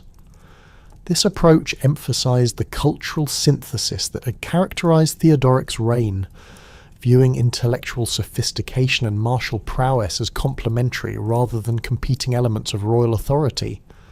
The Gothic military aristocracy, however, increasingly expressed concerns that excessive emphasis on Roman educational methods would undermine the young king's credibility, with warrior followers who valued traditional Germanic concepts of leadership based on personal courage and martial achievement. These nobles, many of whom had distinguished themselves in the Italian conquest and subsequent military campaigns, argued that royal education should prioritise horsemanship, weapons training, and the development of personal relationships with Gothic military commanders over the study of classical literature and Roman administrative procedures. Their concerns reflected broader anxieties about the gradual erosion of a distinctive Gothic cultural identity under the influence of Roman intellectual traditions. The emergence of distinct pro-Roman and pro-Gothic factions within the Ostrogothic court represented the crystallization of tensions that had remained largely dormant during Theodoric's lifetime, but now threatened to fragment the political consensus that had sustained the kingdom's stability. The pro-Roman faction, led by nobles who had benefited from the cultural synthesis policies of the previous reign, advocated continued cooperation with Constantinople and maintenance of the sophisticated administrative systems that had enabled effective governance of the Italian peninsula. These leaders recognized that Ostrogothic military strength alone could not sustain long-term control over a predominantly Roman population without the legitimacy that came from respecting established legal and cultural traditions. The pro-Gothic faction, by contrast, emphasized the need to preserve distinctive Germanic cultural practices and political structures that differentiated the Ostrogoths from their Roman subjects while maintaining the warrior ethos that had enabled their ancestors' military successes.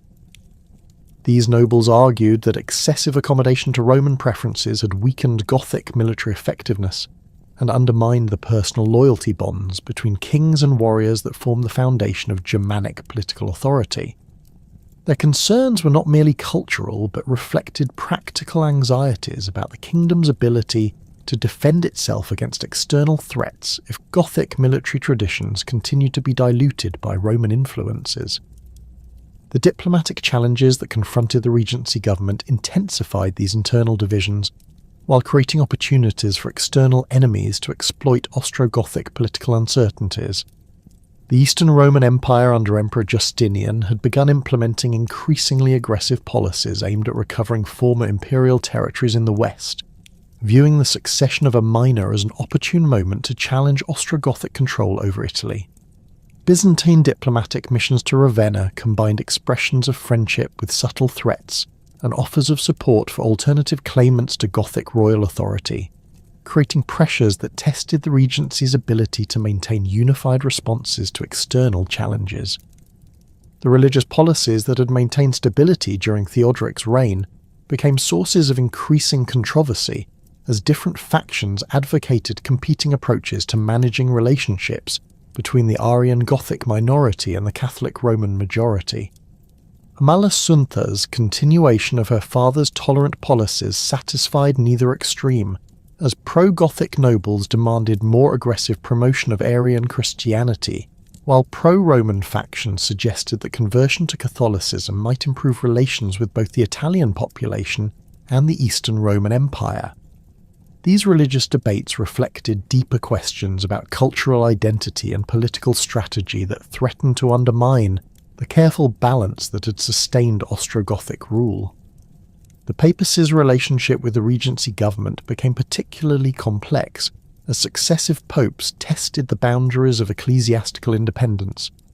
While the Gothic court struggled to maintain traditional policies without Theodoric's personal authority to enforce compliance, Pope John II, elected in 533 AD, proved more assertive in defending Catholic interests than his predecessors, challenging Gothic appointments to episcopal positions while maintaining correspondence with Constantinople that suggested potential disloyalty to Ostrogothic political authority. These ecclesiastical disputes created additional sources of tension within Italian society, while providing Byzantine agents with opportunities to cultivate support for imperial intervention. The military challenges that emerged during the Regency period reveal the extent to which Ostrogothic defensive capabilities had become dependent on Theodoric's personal leadership and the diplomatic relationships he had cultivated with neighbouring kingdoms. Frankish expansion in southern Gaul threatened the territorial arrangements that had secured the Alpine passes, while Byzantine naval activities in the Adriatic suggested preparation for more aggressive intervention in Italian affairs. The Gothic military response to these challenges lacked the coordination and strategic vision that had characterized operations under Theodoric's direct command, as competing factions within the court advocated different priorities for defensive preparations. The growing influence of Gothic military commanders, who had not benefited from the cultural synthesis of the previous reign, created additional sources of internal tension, as these leaders challenged the authority of nobles who had served in administrative positions under Theodoric. The warrior aristocracy's traditional expectations of royal generosity through distribution of plunder and territorial grants conflicted with the financial constraints imposed by the need to maintain expensive administrative systems and diplomatic relationships. These economic pressures forced the regency government to make difficult choices between satisfying Gothic military demands and preserving the Roman cooperation that enabled effective governance of Italian territories. Amalasuntha's personal authority faced increasing challenges from Gothic nobles who questioned both her gender and her commitment to traditional Germanic political values, criticism that reflected broader anxieties about the direction of Ostrogothic cultural development. The regent's obvious intellectual sophistication and her comfortable relationships with Roman administrators provided ammunition for opponents who argued that she had become too removed from Gothic warrior traditions to provide effective leadership during periods of external threat. These personal attacks on the regent's legitimacy created political instabilities that encouraged ambitious nobles to consider alternative arrangements for royal succession. The conspiracy that culminated in Amalasuntha's murder on April 30th, 535 AD, represented the violent resolution of tensions that had been building throughout the Regency period between competing visions of Ostrogothic political and cultural identity. The plot involved Gothic nobles led by Theodahad, a member of the royal Amal family, whose claims to the throne were strengthened by his gender and his reputation for maintaining traditional Germanic values. The conspirators justified their actions by arguing that Amalasuntha's policies had weakened Gothic military effectiveness, while compromising the kingdom's independence through excessive accommodation to Roman and Byzantine interests. The assassination took place on the island of Martana in Lake Bolsena, where Amalasuntha had been imprisoned following Theodahad's coup that had initially appeared to establish a joint monarchy, preserving the regent's life while transferring effective power to male royal authority. The isolated location chosen for the murder reflected the conspirators' awareness that their actions would provoke strong reactions from both domestic supporters of the murdered queen and external powers that had maintained diplomatic relationships with the regency government. The method of execution, reportedly strangulation in a bathhouse, combined practical efficiency with symbolic elements that emphasized the personal nature of the political conflict that had motivated the crime. The immediate consequences of Amalasuntha's murder extended far beyond the internal political changes within the Ostrogothic Kingdom, as news of the assassination provided Emperor Justinian with the justification he'd been seeking for direct military intervention in Italian affairs. The Byzantine Emperor had maintained correspondence with the murdered queen that could be interpreted as guaranteeing her personal safety, while her death removed a potential diplomatic partner who might have negotiated peaceful solutions to the territorial disputes that complicated relations between the Gothic Kingdom and the Eastern Roman Empire. The assassination thus transformed what had been primarily internal Ostrogothic political tensions into an international crisis that would ultimately threaten the kingdom's survival. Theodahad's assumption of royal authority following the successful elimination of his rival revealed the fundamental weaknesses in the political arrangements that the conspirators had established to justify their actions. The new king's reputation for philosophical learning and personal piety, which had initially attracted support from nobles who viewed him as a more traditionally Gothic alternative to Amalasuntha's cosmopolitan leadership style, proved inadequate preparation for the practical challenges of royal government during a period of external threat and internal division. His lack of military experience and his unfamiliarity with the diplomatic relationships that sustained Ostrogothic independence created vulnerabilities that external enemies were quick to exploit. The fragmentation of Gothic political unity that became apparent following Theodahad's accession reflected the deeper structural problems that Amalasuntha's murder had exposed rather than resolved. The elimination of the regency government had removed the institutional frameworks that had maintained cooperation between pro-Roman and pro-Gothic factions, leaving individual nobles to pursue their own interests without regard for broader kingdom-wide concerns. Military commanders began establishing independent relationships with their troops, while territorial governors explored opportunities for autonomous action that prioritized local security over central royal authority. The diplomatic isolation that quickly developed around Theodahad's regime demonstrated the extent to which Amalasuntha's murder had damaged Ostrogothic relationships with potential allies, while providing enemies with moral justification for aggressive action. The Frankish kingdom, which had maintained generally cooperative relations with the previous government, began exploring opportunities for territorial expansion at Gothic expense, while the Vandal alliance that had provided security in the Western Mediterranean dissolved as North African politics became increasingly unstable. These diplomatic reversals left the Ostrogothic Kingdom facing multiple external threats without the alliance systems that had previously deterred foreign intervention. The internal rebellions that erupted across Italian territories following news of the royal assassination revealed the extent to which Ostrogothic control had depended on the personal loyalty relationships that Theodoric had cultivated and Amalasuntha had attempted to maintain. Roman aristocrats who had accepted Gothic political authority under the previous arrangements began exploring alternatives that might provide better protection for their interests, while urban populations in major cities questioned whether continued Gothic rule could provide the security and prosperity that had justified their previous cooperation.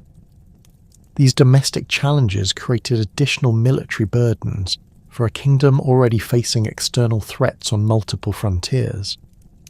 The Byzantine invasion force that assembled at Constantinople during the winter of 534-535 AD represented the most formidable military expedition launched by the Eastern Roman Empire since the failed attempt to recapture Vandal Africa under Emperor Leo I.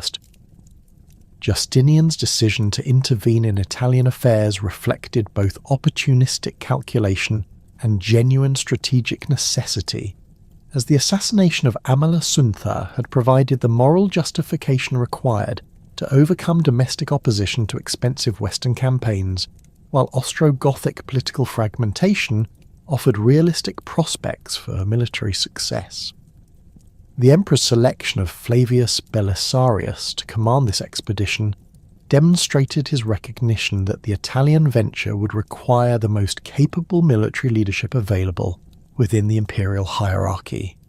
Belisarius brought to his Italian command a combination of tactical innovation and strategic vision that had already proven decisive in the successful reconquest of Vandal North Africa.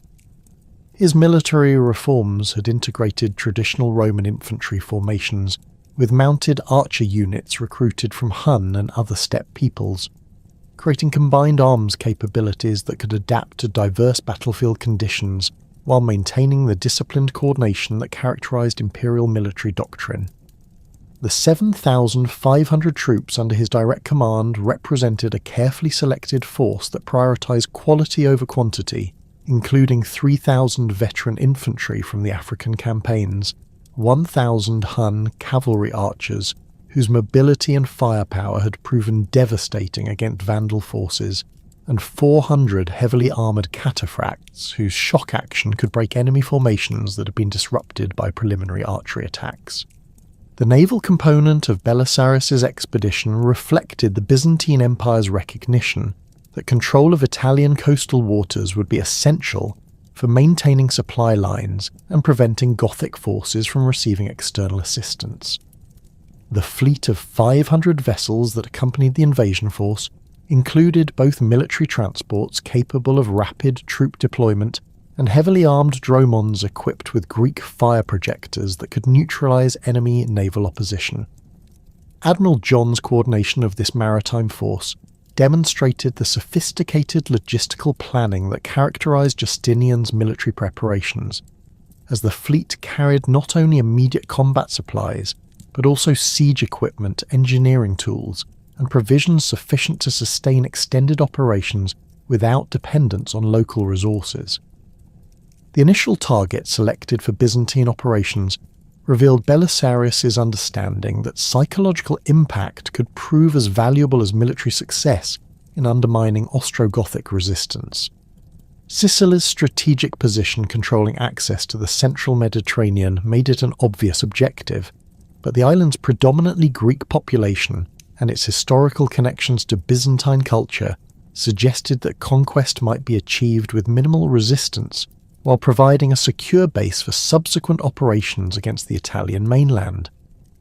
The rapid capitulation of Sicilian strongholds during the summer of 535 AD confirmed these calculations, as local populations welcomed Byzantine forces as liberators rather than conquerors, while Gothic garrisons found themselves isolated and outnumbered.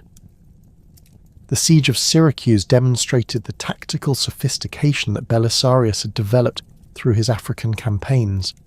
As Byzantine forces employed coordinated land and sea attacks that prevented effective Gothic resistance while minimizing damage to urban infrastructure that would be valuable for subsequent administrative purposes. The city's massive fortifications, constructed during the classical period and reinforced by successive rulers, required systematic reduction using siege engines that combined traditional Roman engineering with innovations learned through warfare against Persian and barbarian opponents. Gothic defenders, commanded by experienced officers who understood the strategic importance of maintaining control over Sicily's largest port, mounted determined resistance that tested Byzantine capabilities while providing valuable intelligence about enemy tactical methods and equipment standards.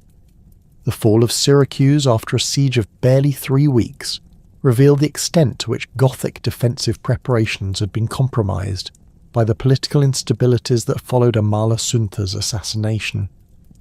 The garrison's surrender negotiations, conducted through intermediaries who emphasized the futility of continued resistance against overwhelming Byzantine superiority, reflected broader demoralization within Gothic military ranks as news of defeat spread throughout territories under Ostrogothic control. The generous terms offered to surrendering defenders, including safe passage to the mainland and retention of personal property, demonstrated Belisarius's sophisticated understanding of psychological warfare methods that could encourage similar capitulations at other defensive positions. The conquest of southern Italy proceeded with remarkable speed as Byzantine forces exploited the advantages gained through their Sicilian success, while Gothic defensive arrangements collapsed under the pressure of coordinated attacks supported by local populations who viewed imperial restoration as preferable to continued barbarian rule. The port cities of Reggio and Brindisi surrendered without serious resistance as their predominantly Greek inhabitants opened their gates to Byzantine forces, providing secure bases for further operations while demonstrating the extent to which ethnic and religious divisions within Italian society could be exploited by skilled military commanders. The capture of these strategic positions effectively severed communications between Gothic forces in different regions while providing Belisarius with multiple options for subsequent campaigns. The advance toward Naples brought Byzantine forces into contact with more substantial Gothic resistance, as Theodahad's government recognised that the loss of this crucial port would threaten the entire kingdom's defensive strategy. The city's position controlling access to the Tyrrhenian Sea made it an essential link in the supply chains that sustained Gothic military operations throughout central Italy. While its formidable fortifications and experienced garrison commanded by Conon presented the first serious test of Byzantine siege capabilities since the African campaigns. The Gothic commander's decision to defend Naples reflected both strategic necessity and personal honour, as surrender would have exposed the entire western coast to Byzantine naval operations while destroying his own reputation among warrior followers who expected courageous resistance regardless of tactical circumstances. The siege of Naples, beginning in November 536 AD, revealed the methodical approach that characterized Belisarius's military operations, as Byzantine engineers systematically reduced the city's defensive capabilities while maintaining pressure that prevented effective relief operations. The investment of the city required complex coordination between land forces that controlled overland approaches and naval units that blockaded the harbour, creating a comprehensive isolation that gradually exhausted the defenders' resources while preventing communication with potential reinforcements. Gothic attempts to break the siege through sorties against Byzantine siege works demonstrated determined resistance, but lacked the coordination and tactical sophistication necessary to achieve decisive results against disciplined imperial troops. The innovative siege techniques employed by Byzantine engineers during the Naples operations demonstrated the technological advantages that imperial forces possessed over their Gothic opponents. The construction of underground tunnels that approached the city's walls from concealed positions required engineering skills that few contemporary armies could match, while the deployment of torsion artillery capable of breaching massive stone fortifications provided firepower that Gothic defenders could not effectively counter. These technological disparities reflected broader differences in military organisation and resource allocation, as the Byzantine Empire's centralised administrative systems could concentrate specialised capabilities that individual barbarian kingdoms could not replicate. The capture of Naples on December 536 AD through a coordinated assault that combined tunnel operations with direct attacks against weakened wall sections demonstrated the effectiveness of Byzantine combined arms tactics, while providing psychological advantages that would influence subsequent operations. The city's fall after a siege of barely 6 weeks shocked Gothic military commanders who had expected much longer resistance from such a strongly fortified position, while the generous treatment accorded to the civilian population encouraged other Italian cities to consider surrender rather than face similar siege operations. The speed of the victory also provided Belisarius with additional time to prepare for more challenging operations against targets that would be more heavily defended and strategically important. The march on Rome represented the culmination of Belisarius's initial campaign strategy, as control of the ancient capital would provide both symbolic legitimacy and practical advantages for subsequent operations throughout the Italian peninsula. The city's massive population of approximately 100,000 inhabitants and its complex urban geography presented unique challenges for both attackers and defenders, while its historical significance ensured that the battle for Rome would be closely observed by audiences throughout the Mediterranean world. Gothic preparations for defending the city reflected Theodahad's recognition that the loss of Rome would effectively end any credible claims to legitimate authority over Italian territories. The Gothic evacuation of Rome on December 9th, 536 AD, following Theodahad's deposition and replacement by Vitiges, demonstrated the extent to which political instabilities had undermined effective military resistance to Byzantine advances. The new Gothic king's decision to withdraw his forces to more defensible positions around Ravenna reflected sound strategic thinking, as Rome's extensive urban area could not be effectively defended by the limited troops available, while the city's supply requirements would strain Gothic logistical capabilities. However, the abandonment of the ancient capital without a major battle represented a significant psychological defeat that encouraged further defections from Gothic cause, while providing Belisarius with a prestigious victory that enhanced his reputation throughout the empire. The triumphal entry of Byzantine forces into Rome marked the symbolic restoration of imperial authority over territories that had been lost to barbarian control for over 60 years. Belisarius's ceremonial procession through the ancient streets, accompanied by his veteran troops displaying the standards that had conquered African Sicily, provided powerful visual evidence of imperial resurgence, while demonstrating to Roman populations that effective protection was available under Byzantine rule. The general's respectful treatment of Catholic religious authorities and his immediate attention to urban food supplies created favourable impressions that facilitated the transition from Gothic to imperial administration. The defensive preparations that Vitiges implemented around Ravenna during the winter of 537 AD reflected his understanding that Gothic survival depended on creating strategic depth that could absorb Byzantine advances while providing time for diplomatic initiatives that might alter the military balance. The new king's extensive fortification of positions throughout the Po Valley created multiple defensive lines that would force Belisarius to conduct time-consuming siege operations, while Gothic forces retained mobility advantages in familiar terrain. These preparations demonstrated sophisticated military planning that drew upon decades of experience in Italian warfare, while adapting traditional Germanic defensive concepts to the specific geographical conditions of northern Italy. The siege of Rome that began in March 537 AD represented Vitiges' most ambitious attempt to reverse Byzantine gains through concentrated military action that would demonstrate Gothic resilience, while potentially encouraging support from external allies.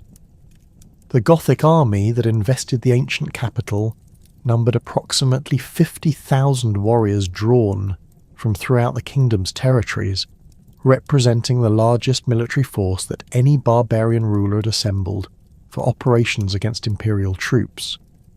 The siege's duration and intensity would test both armies' endurance, while providing definitive evidence about the relative capabilities of Gothic and Byzantine military systems. The Gothic siege works constructed around Rome demonstrated engineering capabilities that rivaled contemporary Byzantine standards, while revealing the extent to which barbarian armies had adapted Roman military techniques to their own strategic requirements. The 7 fortified camps positioned at key points around the city's perimeter created a comprehensive investment that blocked major roads while providing secure bases for sustained operations. Each camp featured timber palisades reinforced with earthworks and equipped with artillery positions that could interdict Byzantine supply convoys while protecting Gothic forces from counterattacks launched from the city's walls. The assault on the Salarian Gate on March 21st, 537 AD, marked the most intensive phase of the Gothic siege, as Vitiges concentrated his forces against what appeared to be the weakest section of Rome's defensive perimeter. The coordinated attack employed siege towers, battering rams, and concentrated archery fire in an attempt to create breaches that could be exploited by massed infantry assault, while Gothic cavalry units positioned themselves to intercept any Byzantine relief efforts. The day-long battle tested both armies' tactical capabilities while providing clear evidence about the effectiveness of different military technologies and organisational methods. The failure of the Gothic assault revealed critical weaknesses in barbarian siege techniques, while demonstrating the continued effectiveness of Roman defensive engineering when properly implemented. Byzantine defenders, commanded by officers experienced in siege warfare from the African campaigns, employed coordinated artillery fire and disciplined infantry counterattacks that prevented Gothic forces from establishing permanent footholds on the city's walls. The defeat forced Vitiges to reconsider his strategic approach, while providing Belisarius with opportunities to launch offensive operations that could exploit Gothic demoralization and tactical confusion. The protracted siege of Rome gradually evolved into a war of attrition that tested both Gothic endurance and Byzantine resourcefulness, as the conflict stretched through the scorching summer months of 537 AD into the following winter. Vitiges had transformed his initial assault strategy into a systematic blockade designed to starve the city into submission, while his engineers constructed increasingly sophisticated siege works that demonstrated the military knowledge Gothic forces had accumulated through decades of warfare against imperial opponents. The massive timber towers that rose outside Rome's walls incorporated innovations learned from Roman military manuals, featuring multiple artillery platforms and protected approaches that allowed Gothic archers to maintain suppressive fire against Byzantine defenders, while siege engines methodically weakened the ancient fortifications. Byzantine countermeasures revealed Belisarius's tactical flexibility as he adapted his limited forces to meet threats that significantly outnumbered his available troops. The general's decision to launch coordinated sorties against Gothic siege positions demonstrated his understanding that passive defence would eventually succumb to the overwhelming numerical superiority that Vitiges had assembled around the city. These carefully planned attacks, typically conducted during the pre-dawn hours when Gothic sentries were least alert, employed small units of heavily armed infantry supported by mounted archers, whose mobility allowed rapid withdrawal before enemy reinforcements could respond effectively. The psychological impact of these operations proved as valuable as their tactical results, as repeated successful raids undermined Gothic confidence while demonstrating to Roman civilians that their Byzantine protectors possessed both the capability and determination to maintain active resistance. The supply situation within besieged Rome created complex logistical challenges that required innovative solutions, drawing upon both military expertise and civilian cooperation. Belisarius had inherited a city whose normal food supplies depended on regular shipments from throughout the Italian peninsula, but the Gothic blockade had severed most overland transportation routes, while naval operations remained limited by the small size of the Byzantine fleet available for Italian operations.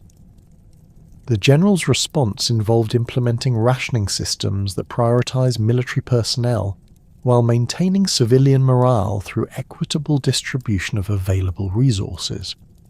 Underground storage facilities constructed during the imperial period provided secure repositories for accumulated supplies, while systematic inventory management ensured efficient utilization of finite resources during the extended siege period. The arrival of reinforcements under John the Bloodthirsty in late 537 AD marked a crucial turning point in the siege, as additional Byzantine troops provided Belisarius with offensive capabilities that had been impossible with his original limited forces.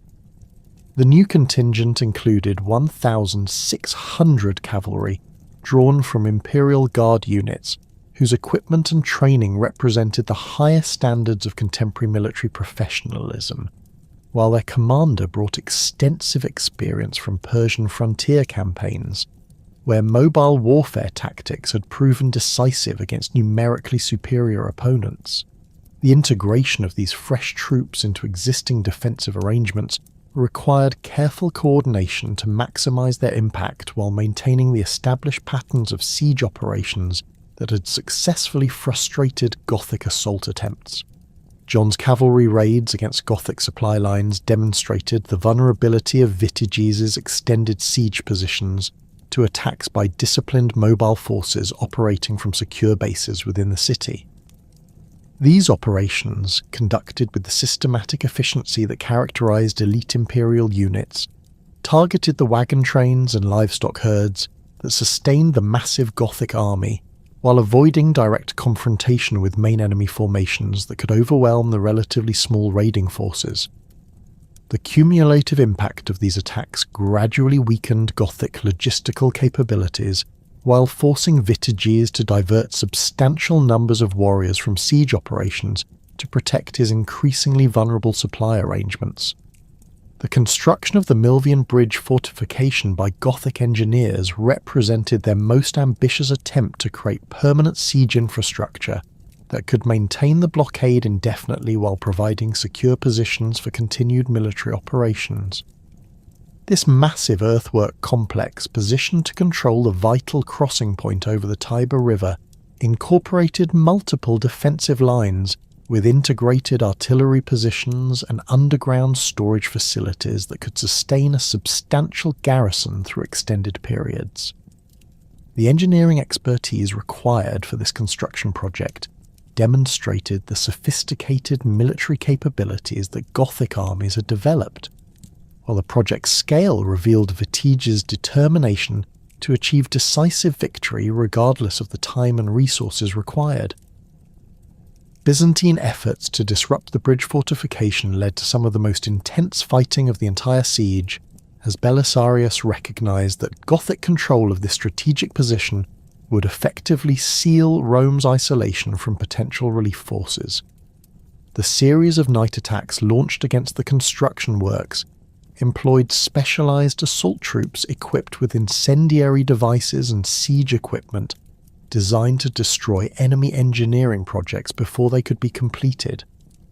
These dangerous operations required exceptional coordination and timing, as attacking forces had to approach heavily defended positions across open terrain while carrying bulky equipment that limited their mobility and increased their vulnerability to Gothic missile fire. The battle for the Milvian Bridge on December 17th, 537 AD, represented the climactic engagement of the siege, as both armies committed substantial forces to a confrontation that would determine the strategic balance for subsequent operations. Gothic defenders, commanded by experienced officers who understood the position's critical importance, had prepared elaborate defensive arrangements, including concealed archery positions, mobile barriers that could channel attacking forces into predetermined killing zones, and reserve formations positioned to launch counterattacks against any Byzantine breakthrough attempts. The fortification's design incorporated lessons learned from previous siege warfare, while adapting traditional Germanic defensive concepts to the specific geographical features of the Tiber crossing. Belisarius' assault plan demonstrated the tactical sophistication that had characterized his most successful operations, combining diversionary attacks against secondary objectives with concentrated force applied at carefully selected breakthrough points. The main attack force, composed of his most experienced infantry supported by John's cavalry units, approached the bridge fortifications under cover of darkness, while auxiliary forces created noise and confusion at distant positions to mask the primary assault's approach. The coordination required for this complex operation tested Byzantine command capabilities, while revealing the extent to which imperial military doctrine had evolved to incorporate lessons learned from warfare against diverse opponents throughout the empire's extensive frontiers. The Gothic resistance to the Byzantine assault revealed both the strengths and limitations of barbarian military organisation when confronted with disciplined imperial forces employing coordinated tactical methods. Individual Gothic warriors demonstrated the personal courage and combat skills that had enabled their ancestors' conquest of Italy, fighting with traditional longswords and broad-bladed spears that could inflict devastating casualties in close-quarters combat. However, the lack of systematic coordination between different units and the absence of standardized command procedures created vulnerabilities that experienced Byzantine officers could exploit through precise timing and concentrated application of force at critical moments. The breakthrough achieved by John's cavalry at the bridge's northern approach demonstrated the decisive impact that superior tactical mobility could achieve against static defensive positions. The mounted archers' ability to provide suppressive fire while maintaining movement allowed them to neutralize Gothic archery positions that had been designed to counter infantry assault, while their rapid advance prevented enemy reserves from organizing effective counterattacks. The psychological shock of seeing their strongest defensive position penetrated by a relatively small force contributed to the collapse of Gothic resistance, as individual warriors began abandoning their positions rather than face encirclement by rapidly advancing Byzantine forces. The aftermath of the Milvian Bridge victory provided Belisarius with strategic advantages that extended far beyond the immediate tactical success, as news of the defeat spread throughout Gothic territories and encouraged defections from Vitiges' cause. The capture of the bridge position opened direct communication routes between Rome and Byzantine forces operating in other regions of Italy, while the substantial quantities of equipment and supplies abandoned by retreating Gothic forces provided valuable resources for subsequent operations. More importantly, the visible demonstration of Byzantine military superiority undermined Gothic morale throughout the kingdom, while encouraging Italian populations to view imperial restoration as inevitable rather than merely possible. The gradual disintegration of the Gothic siege during the early months of 538 AD reflected the cumulative impact of military defeats, supply shortages, and declining morale that had progressively weakened Vitiges' position. Individual Gothic commanders began negotiating separate arrangements with Byzantine forces rather than continuing hopeless resistance, while entire military units abandoned their siege positions to return to their home territories where local security concerns took precedence over kingdom-wide strategic objectives. The systematic collapse of Gothic military discipline demonstrated the extent to which barbarian armies depended on continuous success to maintain unit cohesion and command authority. Vitiges' decision to abandon the siege and withdraw to Ravenna in March 538 AD marked the effective end of Gothic offensive capabilities against Byzantine forces, while initiating a new phase of the war characterized by defensive operations from fortified positions throughout northern Italy. The Gothic king's retreat, conducted with considerable skill despite the demoralized condition of his forces, preserved substantial military assets while establishing defensive positions that could potentially sustain prolonged resistance. The withdrawal route through the Apennine Mountains provided natural obstacles that limited Byzantine pursuit while allowing Gothic forces to maintain organizational integrity despite their recent defeats. The liberation of Rome after a siege lasting over a year provided Belisarius with both symbolic victory and practical advantages for subsequent military operations throughout the Italian peninsula.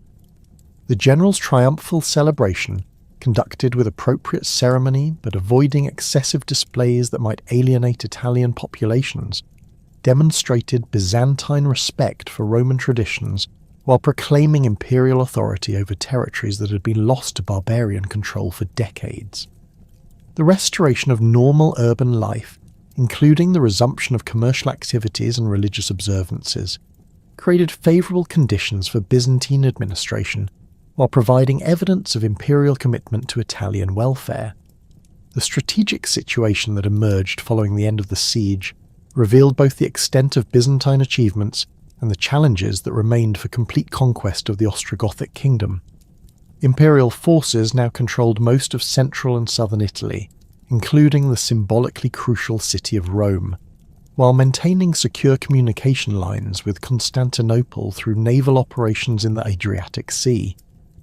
However, Gothic resistance remained substantial in northern territories where Vitiges had established defensive positions that could potentially sustain prolonged warfare, while the limited size of Byzantine forces available for Italian operations created constraints on the speed with which final victory could be achieved. The administrative arrangements that Belisarius implemented in conquered territories demonstrated his understanding that military success required effective civilian governance to achieve lasting political control. The restoration of traditional Roman legal procedures and tax collection systems provided familiar frameworks for Italian populations while ensuring adequate revenue streams to support continued military operations. Byzantine administrators, many of whom had gained experience in the recently conquered African provinces, adapted imperial bureaucratic methods to Italian conditions while respecting local customs and privileges that had developed during the Gothic period. The recruitment of Italian personnel for both military and administrative positions reflected Byzantine recognition that permanent control required local cooperation and participation rather than simple occupation by external forces. Roman nobles who had served under Gothic rule were offered opportunities to continue their careers under imperial authority, while urban populations were encouraged to resume normal commercial and professional activities that had been disrupted by prolonged warfare. These policies created stakeholder groups whose interests aligned with continued Byzantine control while providing practical expertise that imperial administrators could not have supplied independently. The fortification of key strategic positions throughout Byzantine-controlled territory revealed Belisarius's awareness that Gothic counterattacks remained possible despite recent defeats. The systematic strengthening of defensive works at Rome, Naples, and other major cities provided secure bases for imperial forces while creating obstacles that would complicate any future Gothic offensive operations. These engineering projects employed both Roman construction techniques and innovations developed through recent siege warfare experience, creating defensive systems that incorporated lessons learned from the extended conflict while adapting to the specific geographical and tactical conditions of Italian warfare. The emergence of Totila as a significant Gothic military leader during this period represented a new phase in barbarian resistance that would test Byzantine consolidation efforts throughout the peninsula. Unlike the previous generation of Gothic commanders who had relied primarily on traditional Germanic warfare methods, Totila demonstrated tactical flexibility and strategic vision that incorporated lessons learned from recent defeats while exploiting the vulnerabilities that extended Byzantine supply lines created. His ability to organize effective resistance from limited resources while maintaining Gothic morale despite previous setbacks would prove crucial for the kingdom's survival during the challenging years ahead. The guerrilla warfare tactics that characterized Gothic operations under Totila's leadership represented a significant evolution from the conventional military methods that had dominated earlier phases of the conflict. Rather than attempting to match Byzantine forces in direct confrontation, where imperial advantages in equipment, training and coordination were most pronounced, Gothic forces began employing hit-and-run attacks against isolated enemy positions, while avoiding major battles that could result in decisive defeats. These tactics required different organizational structures and command methods than traditional Germanic warfare, but they proved effective in disrupting Byzantine administrative arrangements while preserving Gothic military assets for future operations. The Siege of Florence in late 538 AD demonstrated Totila's sophisticated understanding of siege warfare techniques while revealing the extent to which Gothic military capabilities had evolved through their conflict with imperial forces. The systematic investment of this strategically important city employed engineering methods that rivaled Byzantine standards, including the construction of elaborate siege works and the deployment of artillery equipment that had been captured from previous imperial positions. The coordination required for these complex operations demonstrated that Gothic forces had developed organisational capabilities that enabled sustained military projects requiring precise timing and resource allocation. The collapse of the Ostrogothic Kingdom in 553 AD, following Totila's death at the Battle of Taginae, did not erase the profound transformations that Gothic rule had wrought across the Italian peninsula during its 6 decades of dominance. The administrative systems, legal frameworks, and cultural syntheses that had emerged under Theodoric the Great continued to influence European development long after the last Gothic strongholds had fallen to Byzantine forces.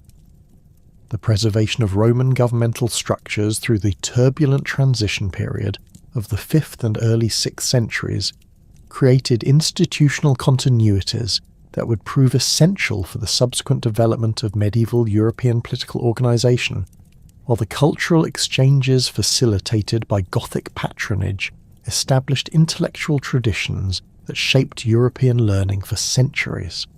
The legal legacy of Ostrogothic rule extended far beyond the territorial boundaries of the former kingdom, as the principle of personality of law that had governed Gothic Italy provided a model for managing ethnic diversity within unified political structures. The sophisticated arrangements that had allowed Romans to live under Roman law, while Goths followed Germanic customs, all under unified royal authority, offered practical solutions to challenges that would confront numerous medieval kingdoms dealing with ethnically diverse populations. The Visigothic kingdom in Spain adopted similar legal frameworks, while Frankish rulers incorporated elements of Gothic administrative methods into their own governmental systems. The Edictum Theodorici, with its careful balance between Germanic legal concepts emphasizing personal honour and Roman principles focusing on state authority, influenced the development of legal codes throughout barbarian Europe. The preservation of Roman administrative expertise through Gothic patronage proved crucial for the survival of governmental techniques that would otherwise have been lost during the political upheavals of the post-imperial period. The bureaucratic methods that Cassiodorus and other Roman administrators had refined under Gothic rule provided templates for medieval European governments that lacked the institutional knowledge necessary to manage complex territorial states. The tax collection systems, judicial procedures and diplomatic protocols that had operated successfully in Ostrogothic Italy were studied and adapted by subsequent rulers who recognised their effectiveness in governing diverse populations while maintaining political stability. The cultural synthesis achieved under Gothic rule created intellectual traditions that profoundly influenced the development of medieval European learning and artistic expression. The preservation of classical texts through Gothic patronage ensured that essential works of literature, philosophy, and technical knowledge survived the political disruptions that destroyed many other repositories of ancient learning. The scriptoriums established at institutions like Cassiodorus's vivarium continued operating long after the fall of the Gothic kingdom, their copying workshops producing manuscripts that transmitted classical knowledge to medieval scholars throughout Europe. The educational methods developed in Gothic Italy, which combined traditional Roman pedagogical approaches with practical training in governmental administration, provided models for medieval schools that needed to prepare students for careers in increasingly complex political environments. The architectural innovations that emerged during the Gothic period established design principles and construction techniques that influenced European building traditions for centuries. The synthesis of Germanic decorative preferences with Roman engineering capabilities created distinctive artistic styles that appeared in churches, palaces, and public buildings throughout medieval Europe. The mausoleum of Theodoric in Ravenna, with its unique combination of classical proportions and barbarian symbolic elements, inspired similar projects in other kingdoms where rulers sought to proclaim their legitimacy through monumental architecture that respected both Germanic traditions and Roman imperial precedents. The construction techniques developed for these projects including innovations in stone-cutting, metalworking and decorative arts, were transmitted through craftsmen who carried their skills to new locations as political circumstances changed. The religious policies that had maintained stability in Gothic Italy provided precedents for managing theological diversity within medieval European kingdoms that contained multiple Christian communities with different doctrinal commitments. The principle of religious tolerance that Theodoric had implemented, allowing both Arian and Catholic Christians to practice their respective beliefs without governmental interference, offered practical solutions to problems that would confront numerous medieval rulers dealing with religious minorities. The careful balance between royal authority and ecclesiastical independence that had characterized Gothic-Catholic relations influenced the development of church-state relationships throughout medieval Europe, particularly in kingdoms where rulers needed to maintain cooperation with religious communities that possessed different theological commitments. The diplomatic methods that Gothic rulers had employed in managing relationships with other barbarian kingdoms established precedents for international relations that continued to influence European politics long after the kingdom's fall. The marriage alliance systems that had linked the Ostrogothic royal house with Frankish, Burgundian, Vandal, and Visigothic dynasties created kinship networks that transcended ethnic boundaries, while providing mechanisms for resolving conflicts through negotiation rather than warfare.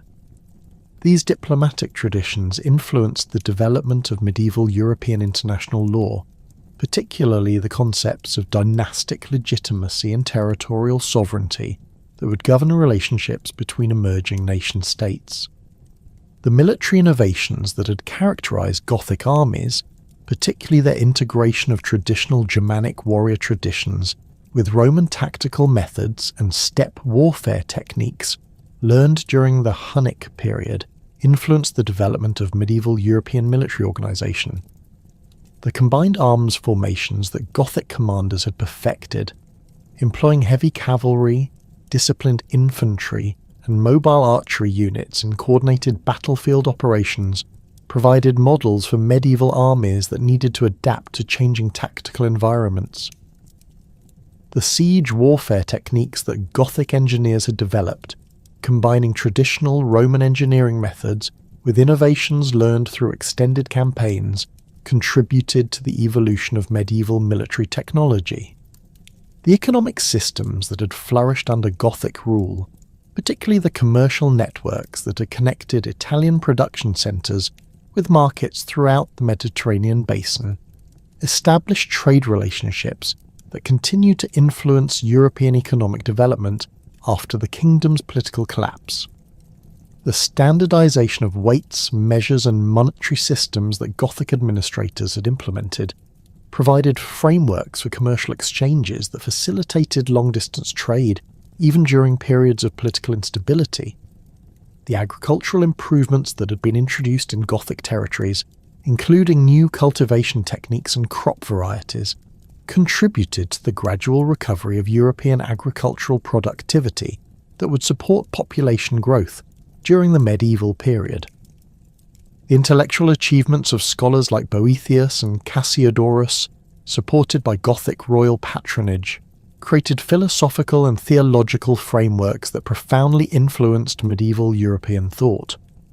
Boethius's translations of Aristotelian logical works provided medieval scholars with their primary access to Greek philosophical methods, while his synthesis of classical reasoning with Christian doctrine established intellectual approaches that dominated European universities for centuries. His Consolation of Philosophy, written during his imprisonment before execution, became one of the most widely read works in medieval Europe, its exploration of divine providence and human free will influencing generations of theologians and philosophers. Cassiodorus's educational theories and institutional innovations provided blueprints for medieval European schools and universities that needed to preserve classical learning while adapting it to Christian educational goals. His systematic approach to manuscript preservation and copying established methods that ensured the survival of essential classical texts. Through the political upheavals of the early medieval period, the library classification system he developed influenced the organisation of medieval European book collections, while his integration of secular and religious learning created educational curricula that balance practical training with theoretical knowledge. The historical narratives produced by Gothic and Roman authors during the kingdom's existence provided medieval European chroniclers with models for writing about barbarian peoples and their relationships with classical civilization. Jordanes's Getica, based largely on Cassiodorus's lost Gothic history, established historiographical traditions that influenced medieval European understanding of Germanic peoples and their role in the transformation of the Roman world. These works create interpretive frameworks that portrayed barbarian kingdoms as legitimate successors to Roman imperial authority, rather than simply destructive forces, contributing to medieval European concepts of political continuity and dynastic legitimacy. The archaeological evidence preserved from Ostrogothic sites continues to provide insights into the material culture and daily life of early medieval European societies. The distinctive artistic styles that emerge from the fusion of Germanic, Roman and Byzantine influences can be traced in artifact assemblages throughout medieval Europe, demonstrating the widespread influence of cultural patterns that had originated in Gothic Italy. The technological innovations preserved in Gothic metalwork, jewellery and decorative arts influenced European craftsmanship for centuries. Their techniques transmitted through artisan networks that connected different regions of the continent. Modern historiographical debates about the nature of the Ostrogothic Kingdom and its place in European development reflect broader scholarly discussions about the transformation of the Roman world and the emergence of medieval European civilization. The traditional narrative that portrayed barbarian invasions as destructive forces that ended classical civilization has been largely replaced by more nuanced interpretations that emphasize cultural continuity and creative synthesis. Scholars like Patrick Geary and Walter Pole have demonstrated that barbarian kingdoms like the Ostrogothic realm represented innovative attempts to create new forms of political organisation that could govern ethnically diverse populations while preserving essential elements of classical culture. The question of Ostrogothic ethnic identity has become particularly important in contemporary scholarly discussions about the nature of early medieval European societies. Rather than viewing the Ostrogoths as a distinct tribal group with fixed cultural characteristics, modern historians increasingly understand Gothic identity as a fluid political and cultural construct that could incorporate diverse populations under unified leadership. This perspective emphasizes the role of royal ideology and military organization in creating group identities that transcended traditional ethnic boundaries, suggesting that barbarian kingdoms represented innovative political experiments rather than simple extensions of tribal societies. The debate about the relationship between barbarian kingdoms and the Roman Empire has evolved significantly as scholars have gained better understanding of the complex negotiations and accommodations that characterized interactions between Germanic rulers and imperial authorities. Rather than viewing the Ostrogothic kingdom as simply a rebellion against Roman authority, contemporary historians recognize it as part of a broader transformation of imperial structures that involved both continuity and innovation. The Gothic rulers' claims to exercise authority on behalf of the Eastern Roman Empire, combined with their practical independence in governing Italian territories, represented creative solutions to the challenges of maintaining political control over vast territories with limited administrative resources. The role of the Ostrogothic kingdom in facilitating cultural exchange between Eastern and Western Europe has gained increased scholarly attention as historians have recognized the importance of barbarian courts as centers of intellectual activity. The Gothic court at Ravenna served as a crucial intermediary between Byzantine and Western European intellectual traditions, providing a venue where scholars from different cultural backgrounds could collaborate on projects that preserved and transmitted classical learning. This cultural bridging function proved essential for maintaining intellectual continuity during the political fragmentation that characterized the post-imperial period. The influence of Ostrogothic Italy on the development of medieval European political structures continues to be debated among scholars who recognize both the kingdom's innovations and its limitations. The Gothic synthesis of Germanic warrior traditions with Roman administrative methods provided models for subsequent medieval kingdoms, but the ultimate failure to create stable institutional arrangements that could survive dynastic crises also demonstrated the challenges involved in governing ethnically diverse societies. The lessons learned from Gothic successes and failures influenced the political development of medieval European kingdoms that face similar challenges in balancing competing cultural traditions while maintaining effective governmental control. The Ostrogothic legacy in European art and architecture remains visible in surviving monuments and in the stylistic influences that can be traced through medieval European artistic traditions. The distinctive polychrome jewellery tradition that flourished under Gothic patronage influenced decorative arts throughout medieval Europe, while the architectural innovations developed in Gothic Italy contributed to the evolution of medieval European building techniques.